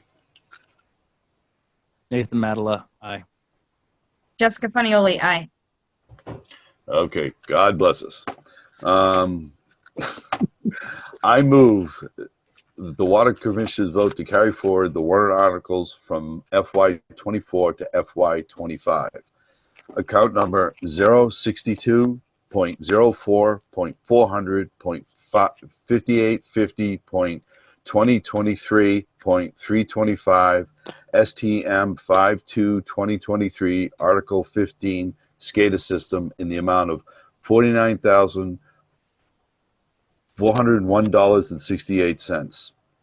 Article 065.04.400.5895.000.114 ATM Article 10-5-2023 Water System Improvements in the amount of $6,031,079.40.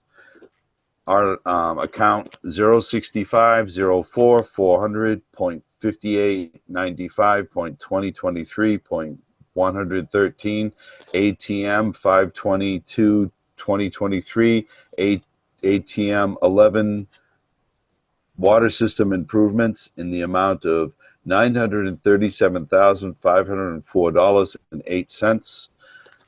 Account 065.04.400.5840.0000.405 Water Engineering Lunenburg Road Tank in the amount of $20,000.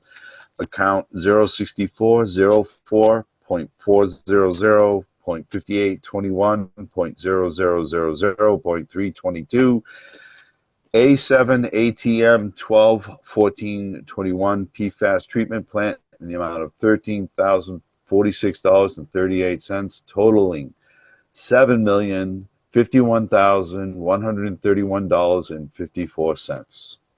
Second. Motion's been made and seconded. Any further discussion? Good job. Seeing none. Roll call vote. Todd Melanson, aye.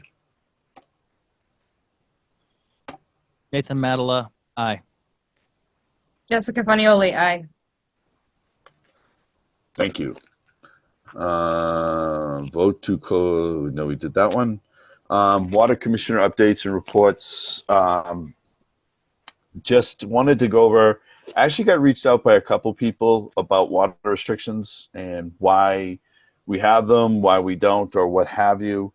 And in explaining it, it carries over into the Water Management Act. And so very simply, the Water Management Act is the Mass General Law, Chapter 21G, was enacted in March of 1986. It was to help preserve and maintain the different watersheds throughout the Commonwealth. Based on any volume greater than 100,000 gallons a day on average. And the average was taken between the years of 1981 and 1985. By 1988, there were what were called permitted, those were your registered volumes. The permitted volumes came into being around 1988, and these were for additional volumes or additional sources that were needed thereafter. Permitted volumes became conditional, meaning you could put conditions on them on how and when you used them. And that's kind of how water restrictions came into being, more so in the droughts of 1990s. SWMI, the Sustainable Water Management Initiative, was formally inducted into the Water Management Act in 2014 in the revision of the Water Management Act.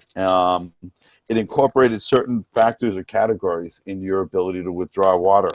biological categories, groundwater depletion, groundwater withdrawal, and net groundwater depletion. Categories are based on 1 to 5. To give you an idea, Groton and Townsend are both 4s on almost all 4 of these categories. Key factors that were attached to that are safe yield baselines, impervious cover, that is cover that doesn't allow water to infiltrate into the ground. Overall impact on the categories, meaning you can't get additional volume without doing something to mitigate it if you're going to increase the level of that category, the impact on that category. In cold water fisheries, there are a lot of those in and around Massachusetts where the cold water fisheries of our rivers, streams, and brooks, lakes, or whatever can be impacted by reduced volume in them. They have attached to these withdrawals certain restrictions. One being water restrictions. You can do it based on a calendar year, such as we do. So every May 1st, it starts. You have a couple weeks to make sure that everyone knows about it and is compliant. The other is you can attach to a stream gauge. The only problem with that is once the stream gauge triggers, you have 48 hours to get compliance. And that's the sticker. I don't know of many utilities that can get that sort of turnaround by using the stream gauge, and why most don't use the stream gauge. The other is something like the 65-10 rule, meaning your residential population has to average 65 gallons per person per day or less to be in compliance, and the utility itself needs to be less than 10% unaccounted for water. There's been a lot of questions back and forth about the duties and responsibilities of water commissioners and operators. Some of the things that I researched, I went through Division of Local Services because I needed some questions answered on labor law, and I got specific opinions on that and things like that. Basically, we are to protect the water supplies by communication, bylaws, education, and through support of the operators. The second one is financial.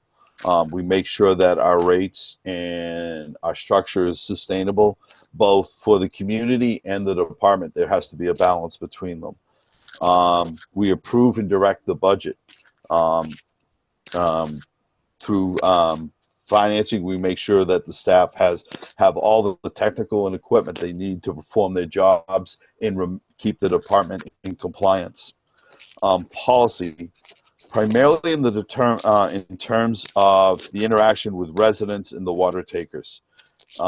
The fact being that we are unionized, our labor is unionized, that sort of defining thing, any sort of act is overruled by labor law, and there is case law to support it.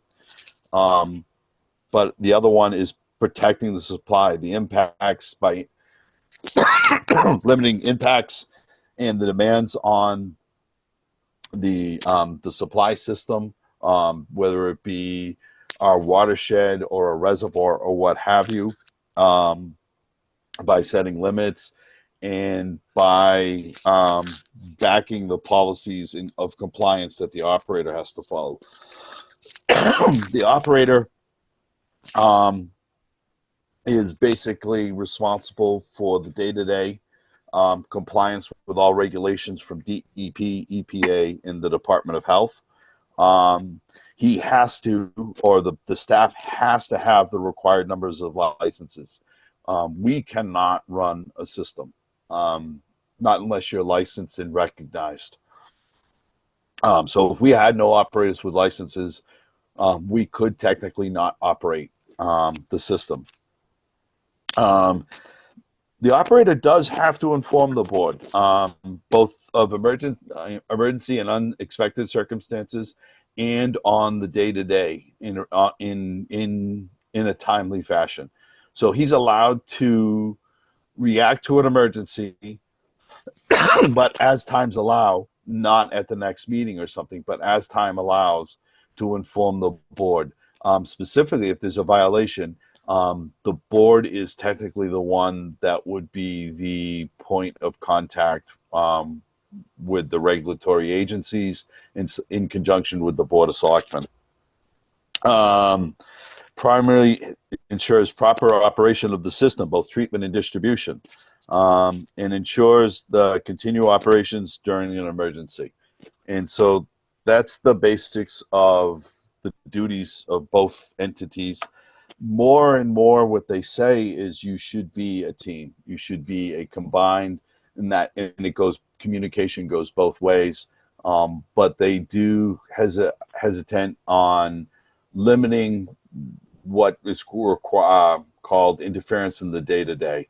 We don't have the licenses, so we technically, unless we're invited to show up to a treatment plant or we make schedule one and things like that, showing up unannounced, unless that's where the office is. If that kind of takes it out to when the office is there, we can go into the offices and stuff. But because there are compliance issues and stuff, we should always ask permission to see the treatment plant and things like that. Showing up,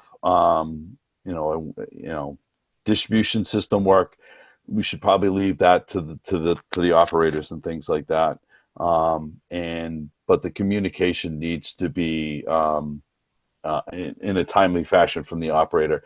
That way, everyone works in the same direction at the same time, and that's about as simple as I could make it. On both the Water Management Act and restrictions, and the separations between the operators and the commissioners. That is the limit of my report on that. Does anybody have any reports on their own that they would like to bring forward? Nate? I thought what you said was very informative.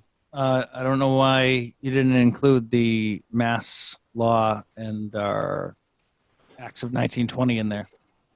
Because the labor law supersedes it, because it's unionized, and the acts of 1920 are more directed at water districts than they are water departments. They, for what better a term, we're district light, and there's a certain amount of I can't think of the word. I'm sorry. I'm tired. But because of the unionization, labor law supersedes a lot of the acts that you talk about, especially when it gets into policy and dealing with employees. Right. And they were very specific about that. Much as I've found as we were in the infantile stages of discussing the policy change, including the new facility and all the changes that are going to be coming. Yep. So I just wanted that out there. I've been reached out to by a couple of different residents, one about the Water Management Act, one about what our duties were, what the operators was. And I just wanted to kind of clarify. I did a decent amount of research with the Division of Local Services. I did call AG to get some labor law input. I did it without talking to town council. It didn't cost us anything. Thank you. So, but it's what we do isn't easy, Nate. We're kind of in limbo, like being district light. It should have been one way or the other. We have a certain amount of independence when it comes to rates, when it comes to the budget. They were very specific about that.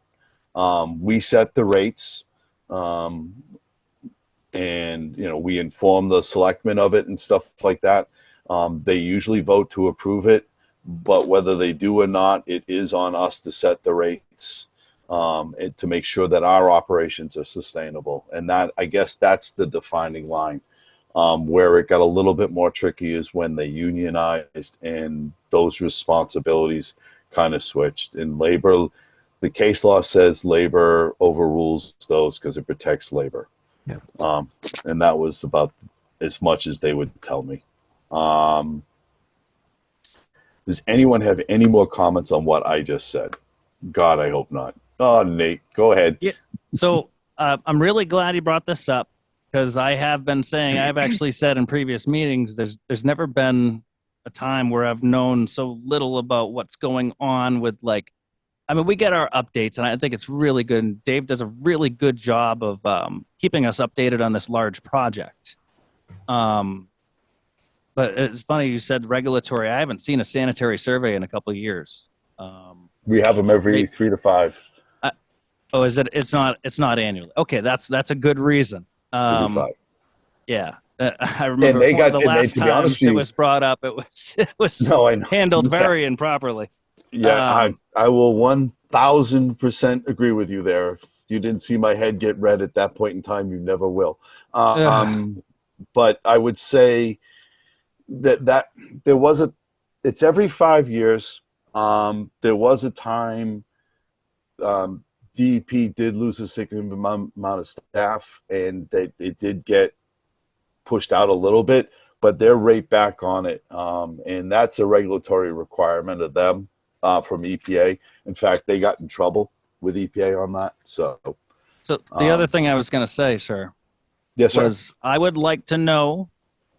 Certainly, I don't expect a day to day. Hey, we did this. We went down here. We went down there. But I would like to get back to what I'm familiar with as a board and what I'm presented with. I would like to know more of what's going on, more of the decisions being made. I'm seeing a lot of money get spent and a lot of things that us as a board did not have a say on, where previously, maybe maybe before Dave, we would have been apprised of the situation and we would have had a large amount of input in guiding the department to make those decisions. I would like to see that back. So I'm really glad you brought this up. Well, I would say you could do that so long as it doesn't interfere. I mean, with the compliance part.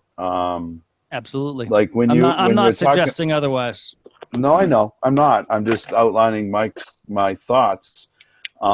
We approve the overall budget for items that we've purchased.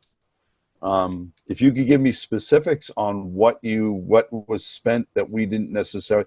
One thing I will say is I would like to see us, and I'd like to task Dave with this.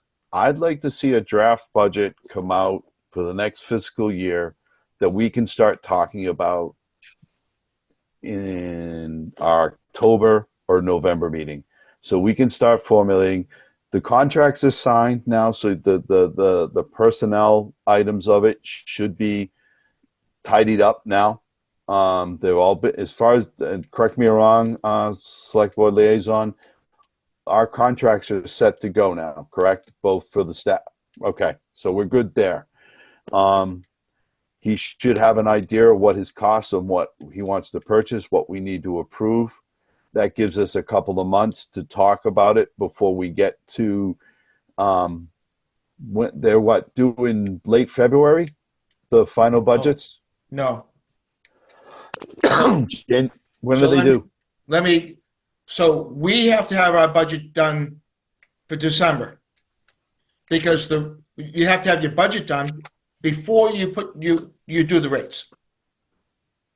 And I'm required to hand the budget over in January to the town so they know how they're going to handle their. So I give it to you in November. You look at it in December. We have to do the rates in January to have them in effect for March 1st. So then I would suggest I'd like to see a draft with estimations of a budget in October, and then a more formalized budget after our comments in November, and then carry that timeline out from there. That would be my preference. Nate? Yeah, that would be good. I think we should actually do a likely if this is something I suspect it'll be discussed in length. We would do a session where we focus on this proposed budget, get everything hashed out, so that way when we're ready to actually vote on it, everybody is like, okay, these changes have been made. I don't want, you look at the proposed versus the changes that we've asked to have made, and I want clarity in that. I want to be able to make sure that no one's made mistakes, because everybody does make mistakes. Everybody can, I should say. And have this not be rushed. I mean, typically, in my experience, we have had extra meetings to make sure this is done in a timely fashion and make sure that we're not pushed or surprised and feeling like we have to vote to make everything solvent. So the other part too is,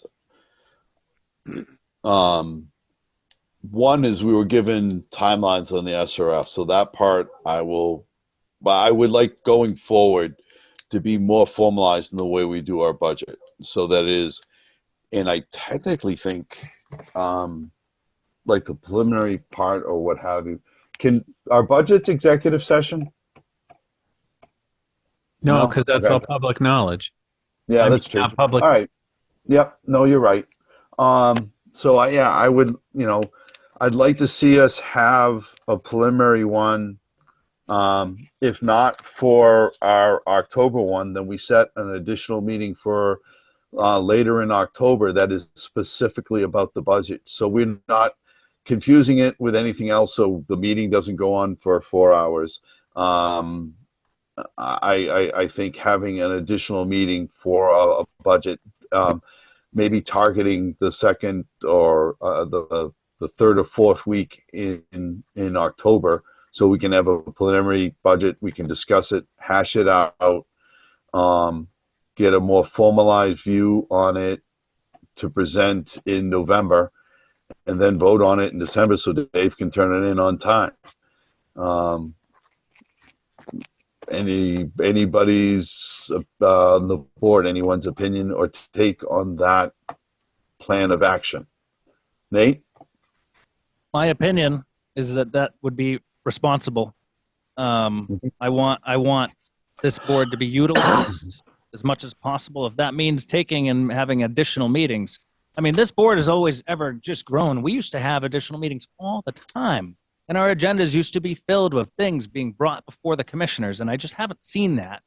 And with everything going on, I'm a little surprised. So I don't know, but I would like to know. So I did go back and look at some of those. Some of those, I don't know. I've been going through our agendas going back to like 2016. And there's a huge difference. There is, but I think you were one. I'm not going to say what I was thinking. I made a promise to myself that I wouldn't do certain things to what happened in the past or people in the past.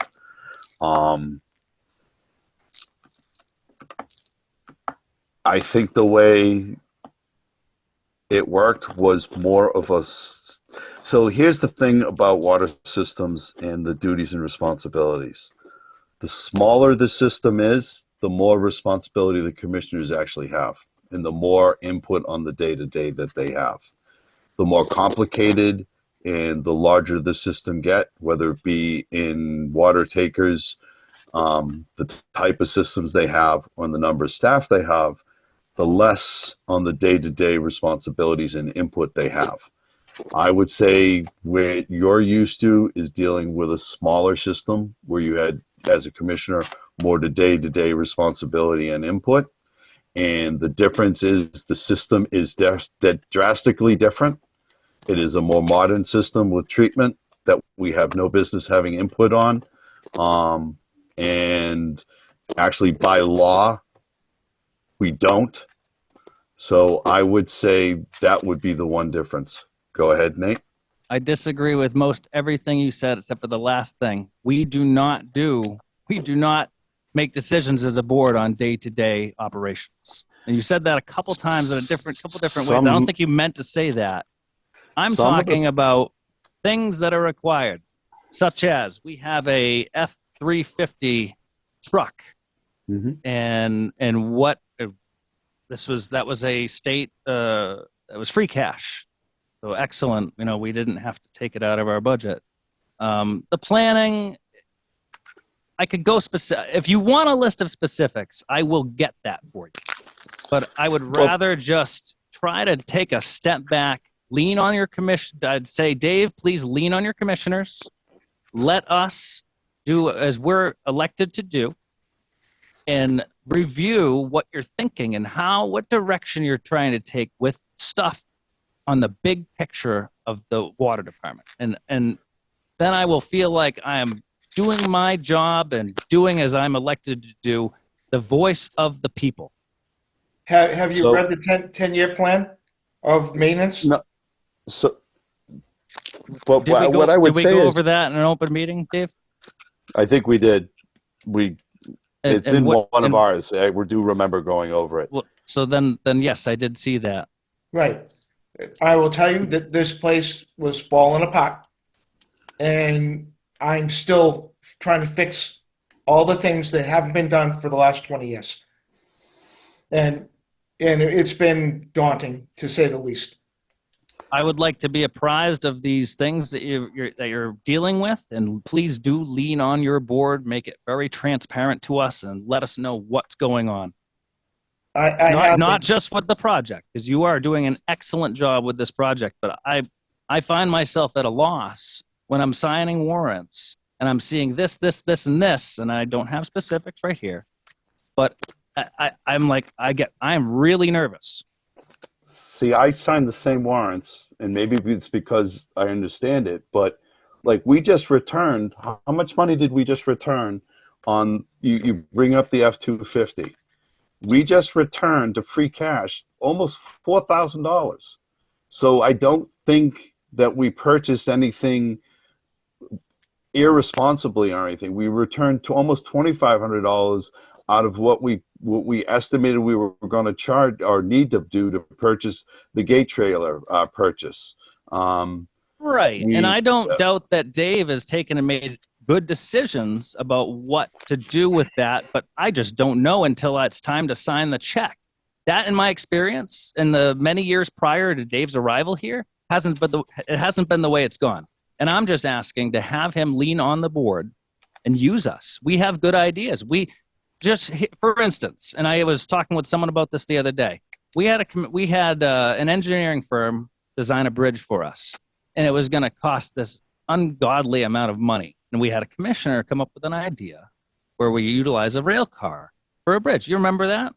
Yeah, remember the Lance Yep. Lewand Bridge, is what I want to call it, and I think we should name that bridge. We will get there. That's the sort of thing. Don't overlook it. Please do lean on us. I will say that so long as it meets building code and stuff like that, but I'm not an engineer. If I'm let not me specifically finish. talking Let me about a finish. bridge. Let me finish. Okay. Let me finish. If we approve something and it is built and it is fails and someone gets injured, it is our and the town's liability. If it is engineered and it's signed by a PE, then the town is not. So a bridge constitutes that. There were certain instances when the building of that bridge that certain things did fail and had to be fixed going forward.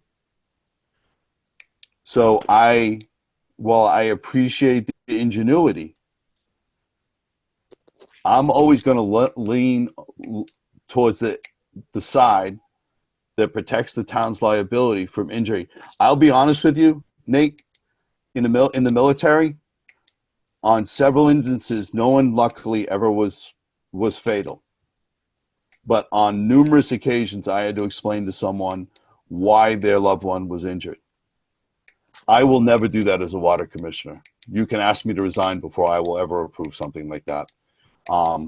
Because of not just because of the liability, but if someone got hurt because of a decision we made, because we didn't have it properly engineered,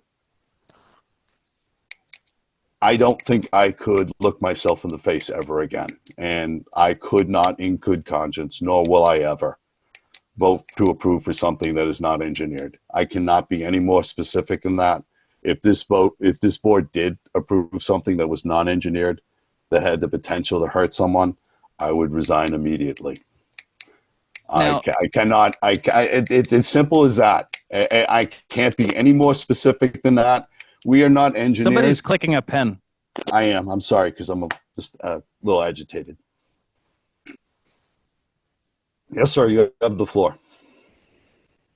I may be wrong, but you were not on that board at that time, correct? No, but I was sitting in on the meetings. Okay. Yeah. So it would be news to me that if the finished product was anything other than unsafe, and that's still it. No one has come to me and said that. No one. There was no. I'm not saying it is, Nate, but And I it's would not not engineered. advocate for We're something going that off. isn't We're unsafe. going off subject, please. Thank you, Dave. So yeah, that's all I have to say is lean on your board. I expect the board to have a better understanding of not day to day, but the general picture, not just a large project. All right, we beat that one to death. Let's see. 5.1 betterments regarding new service hookups. Under liaison updates and reports, yes, sir. We have the floor. Thank you. I just wanted to touch base with that you had talked with Adam in regards to the betterments. You guys had talked about it earlier, and I think that what my 2 cents in regards to talking with the treasurer and the accountant on what to set up previous to the funds coming in is your most important thing to make sure that those funds are going to go in the right place when they get here. Once they get here, then you can start having discussions about what you want to do with those as far as your investment vehicles are concerned. Both the accountant and the treasurer are very well versed in especially the treasurer, because I had a conversation with her today in regards to a high yield fund. So she knows what's out there and she knows what we can do as far as that's concerned. And then once you get that information, having it go to council to give you, the proper way of doing it, I think, or the okay that it's all right, is the best way to do it and the most economical for your commission. I have a couple of questions that I want to ask the commissioners for another board that's working on a project. I'd like to know how far down Route 13 does the town water line go? Heading towards Lunenburg? About 500 or 600 feet past Emery Road. That's about right. And does Lunenburg have a line that picks up on 13 past the town line? No. And here's the situation with Lunenburg. That section of Lunenburg does not have water because it's too high. Mm-hmm. Now, there's going to be a discussion between Townsend and Lunenburg in the near future on that situation, but I'm going to leave it at that. That should be something that comes to the board. Correct, because they got voted down 3-1 on their treatment plant, and they have to take care of their PFAS problem, and any action would be taken over Lunenburg Road to Fitchburg Road. The reason why I'm asking, Dave, is because they're looking at the MBTA overlay district. Yes. And there are 2 sections of one that's closer to town and one that's closer to Lunenburg. They're asking basically because part of the requirements of the MBTA community is it has to be accessible to town water. And the only way you can do that is putting a tank on Lunenburg Road. Okay. And there's no other way to getting water from anywhere else. Not because Lunenburg doesn't have water in that section of Lunenburg because it's too high. The tank is actually, do you know where the Shell station is, where 2A and 13 comes together? Mm-hmm.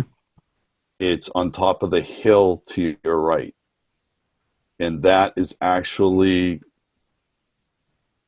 below where, like, the Fitchburg down by the Road Gulf tank is. Station? Yeah. Oh, wow. Before you get to Walmart. Before you where those two come together Yeah. at the lights there, Yeah. you go back about 100 feet and you look up through the woods when there's no leaves, you'll actually see it. They Right. actually had Jeffrey, across the street from Jeffrey's. The antique shop. Yep. It's if you're going towards Walmart and you're in front of the antique store, Yep. it'll be on your right at the top of that hill. Okay. There's one little like dirt trail that's that way, but Dave is right. I believe the height of the tank and the altitude it is on doesn't give enough pressure to come back up the hill, because it actually, if you go from Townsend down to Lunenburg, it is a decline towards Lunenburg, whether it be gradual or not, and they don't have the pressure to bring the water back up. I think it goes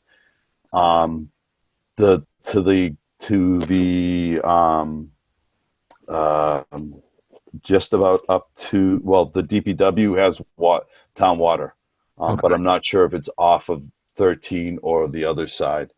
And I think the garden across the street does have domestic, but they also have a private well so they can irrigate their crops and stuff like that. I don't Okay. think there's enough pressure to do that.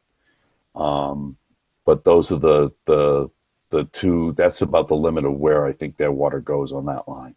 Okay. And the next question is, we have accepted a new bid from insurance company, from a new insurance agent, and that has saved the town about $30,000 for the year. And I am working to strengthen and have a plan for the IT for the town itself. I have insurance that covers all of the town offices, and I need some information in regards to giving it to the insurance company so that we are protected. And I'm wondering if somebody could allow me to talk with your insurance or your IT person just to get the information I need to give to the insurance company. I think a vote of our board would be enough to do that. Yep. I make a motion that we allow the select board liaison, Shaz Sexton-Duranian, the ability to contact White Mountain, our IT provider, to fulfill any data requests that he has. Okay. Motion's Second. Motion's made and seconded. Any discussion? No. I think that I don't want to say we should limit Chaz to just this instance, but that's not what the motion said. Well, we can reword it, and as part of the discussion here, do you want to give him ad hoc just to IT, or in general if he needs to contact one of our vendors? I think for Chaz, whatever he needs to get done, he should have the ability to do so. Well, I can tell you exactly is- what we're looking for, or what we need actually. No, I mean, if you just need to talk to our IT person, I was trying to make it as simple as possible, but I think if I read Nate's intent right, you would like to have, if he had further questions down the road with a different vendor or something like that, or is it just specifically to this one, Nate? I want him to get what he's going after for this intent, for this purpose. For just this one, or any further down the road, different ones? Or do you want him, if he's got a request? What does the board think? I'd like if the board has certain requests of our vendors, I'd like to have a formal request like this. So on this one, I understand exactly what he's asking. I have no problem having him in contact with our IT guy to get whatever data he needs for the insurance. If it's saving the town 30 grand a year, by all means, I am not going to stop in the way of that. But I do think if another item came up with a different vendor or something, I think just for the record, in the effort of transparency, and so that we do maintain our control over our data and our vendors, I would like to see separate applications for information, so to speak. Right. So let me be very clear then for the both of you. How this works is that the insurance company looks at what we have for. Let me just talk about Town Hall. I have a network diagram, which basically is we have a server and we have blah blah blah. 4 or 5 different of this because we have Wi-Fi there and all of that. I have submitted to them a detailed IT asset inventory, which means we have 34 laptops, we have 8 printers, we have this that are all on the network. We have a software inventory, which means that not any details of the software, but what we use. We use, Patriot for our mapping. We use, Vadar. Any other software that we use, because we have some other software that we use for some of the building. We have some of their their applications, their online applications, and all of that kind of stuff. Some resides on our server, others reside in the cloud, and then we need detailed cloud apps. That's all we need. We're not looking for IP addresses or anything. I'm just looking for everything, the basic of what they have, so that they put it in their algorithm on whatever they do and say, this is how much it's going to cost you. All right. I got no problem with that. I had no problem with you having. I didn't think you'd be looking for individual IP addresses or anything like that. I kind of just was like trying to keep it simple. I can't seem to figure out that line where I need to be in depth and where I need to be simple. But I have no problem allowing that sort of access. Do we need to change the motion, Nate? Or is it? No, does I it think stand we've as is? established the intent of the board. Okay. I think that's good. I just want to do my due diligence. I don't want to. No, I know. There's a reason he has to ask. I'm wondering why is that? Yeah. But anyways, To Jess, do you save want to us add some anything? money. To save us some money, Oh quite no, I know that. But having the specifics of what you needed and why is well. I'll is- give you a basic example on just some basic hardware. If we had some problems with hardware or whatever, we had a $100,000. The policy was up to $100,000, and that's if a server went down, lightning strike or whatever. Having the information that I'm asking for your area, if something happened, a major issue happened with you, that would be the replacement cost for it. Giving them all of this information up front increases our coverage to $250,000 as opposed to $100,000 at the same price. And that's really what I'm fishing for. okay. By the way, I think we lost Jessica. That was a while ago. Okay, I just realized it. Sorry. Well, thank you, can only Chaz, see- for saving us money. Well, Appreciate all you do. do we need I made a motion. Do we want to vote on it, Nate? Sure. Okay. Roll call vote. Todd Melanson, aye. Nathan Madela, aye. All right, good enough. Good. Let's see. 7.1 superintendent reports. 6.1. But we're going You're to do right. this really quick. Good. It's very simple. The treatment plan is in final stages. August, the plant will start going online for testing. We're that close. And water lines are making the final connections in the next 2 weeks. And testing will begin this month, and the service lines also will be started. Pavement will begin in August and September. Dave, on testing, are you talking about bacteria testing of the water lines or pressure testing or? Pressure and bacteria. Okay.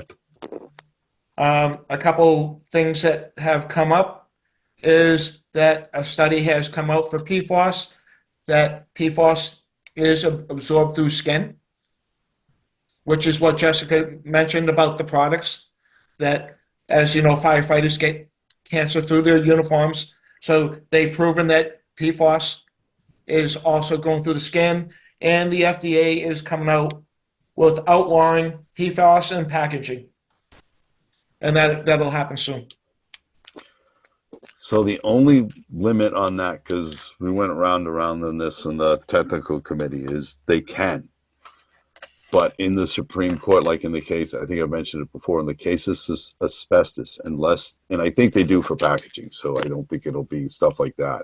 But when you outlaw the use of something, if it is the primary function of that industry, you have to have a viable and accessible alternative. So like brakes pads are still asbestos on cars because there is no viable or accessible alternative currently. So they are still used in certain, it's still used in certain applications. So, and that's all the way to the Supreme Court. So that, it'll be interesting to see which way it goes, and what they list as viable alternatives and things like that. I think And food if we're- packaging, they don't have a leg to stand on, but I follow the same thing you do, Dave, and I would agree with that. And if it's Republican or Democrat, it's going to make a huge difference.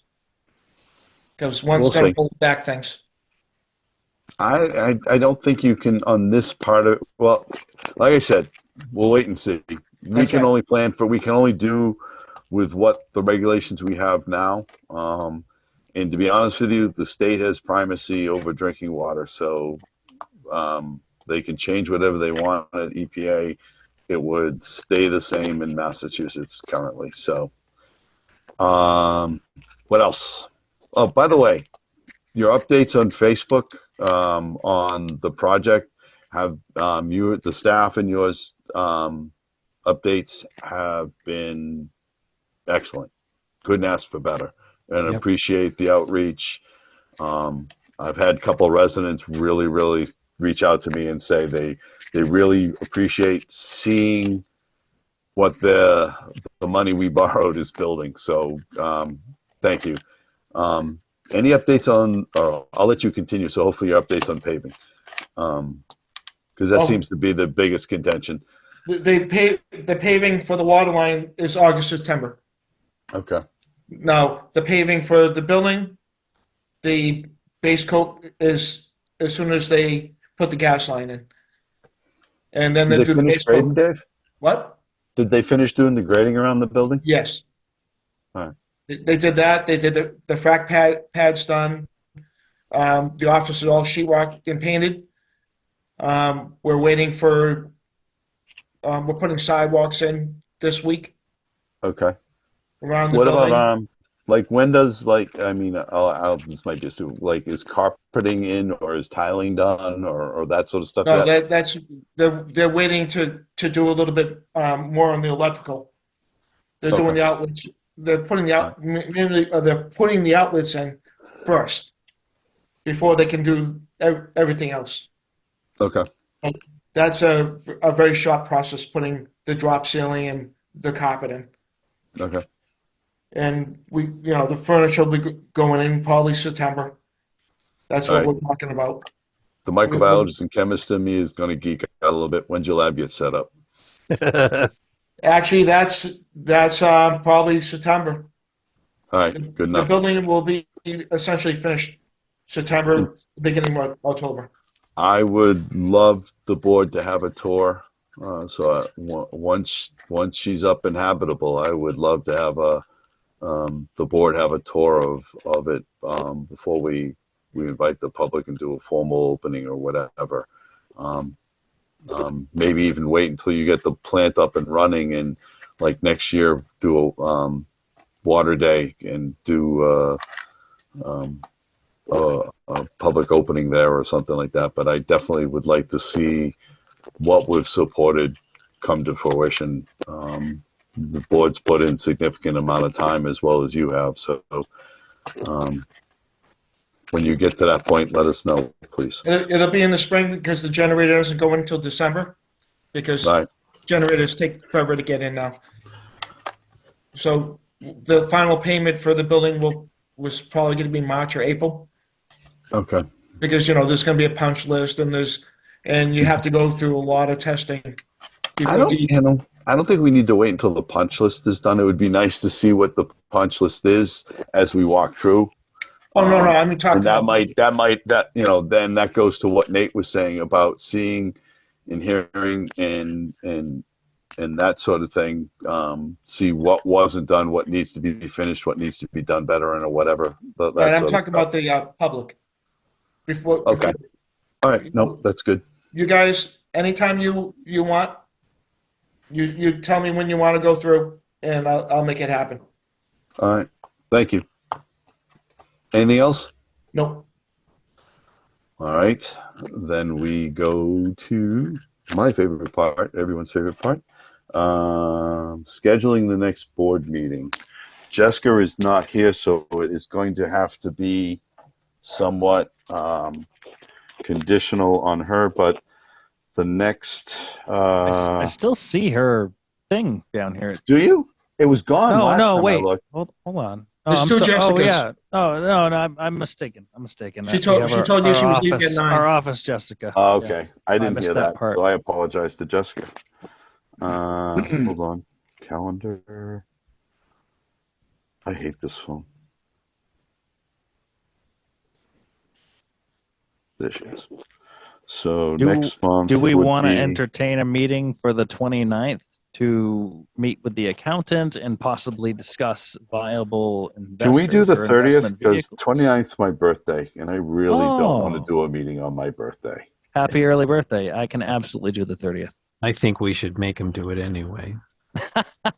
Good thing we're the board and you're just the liaison there, Mr. Durazian. All right. So 30th at 7. Well, as long as it works for the accountant, right? Yeah, Yeah, we would have to invite them. I'm flexible, so the 29th certainly works great for me. Sure. No. The first would be okay. Sure. I'm presenting to 31st is board. okay. Yeah, that week is okay. The problem I'm going to have, to be honest with you, is August. I will not be available from the 4th to the 17th. I will not be in country. going to so- Scotland, are you? Yes, sir, I is. Um, Can we get So- dates from the lawyer first? yeah, I could do the 19th. Okay. So if you want to set it that one, I apologize, and I beg the indulgence of the board. But this is 5 years of planning coming to fruition. So the next water meeting is going to be the 19th? No, we're going to do the 30th to talk about with the town accountant and the treasurer, Mhm. and then the 19th would be the next formal meeting of our board. Yeah, that's what I mean. Okay. So that's 7:00. Do you need about borrow a fire extinguisher for your birthday? Less is more, Dave. Less is more. Ooh, there's a lot of zingers tonight. You know, the candles are building up.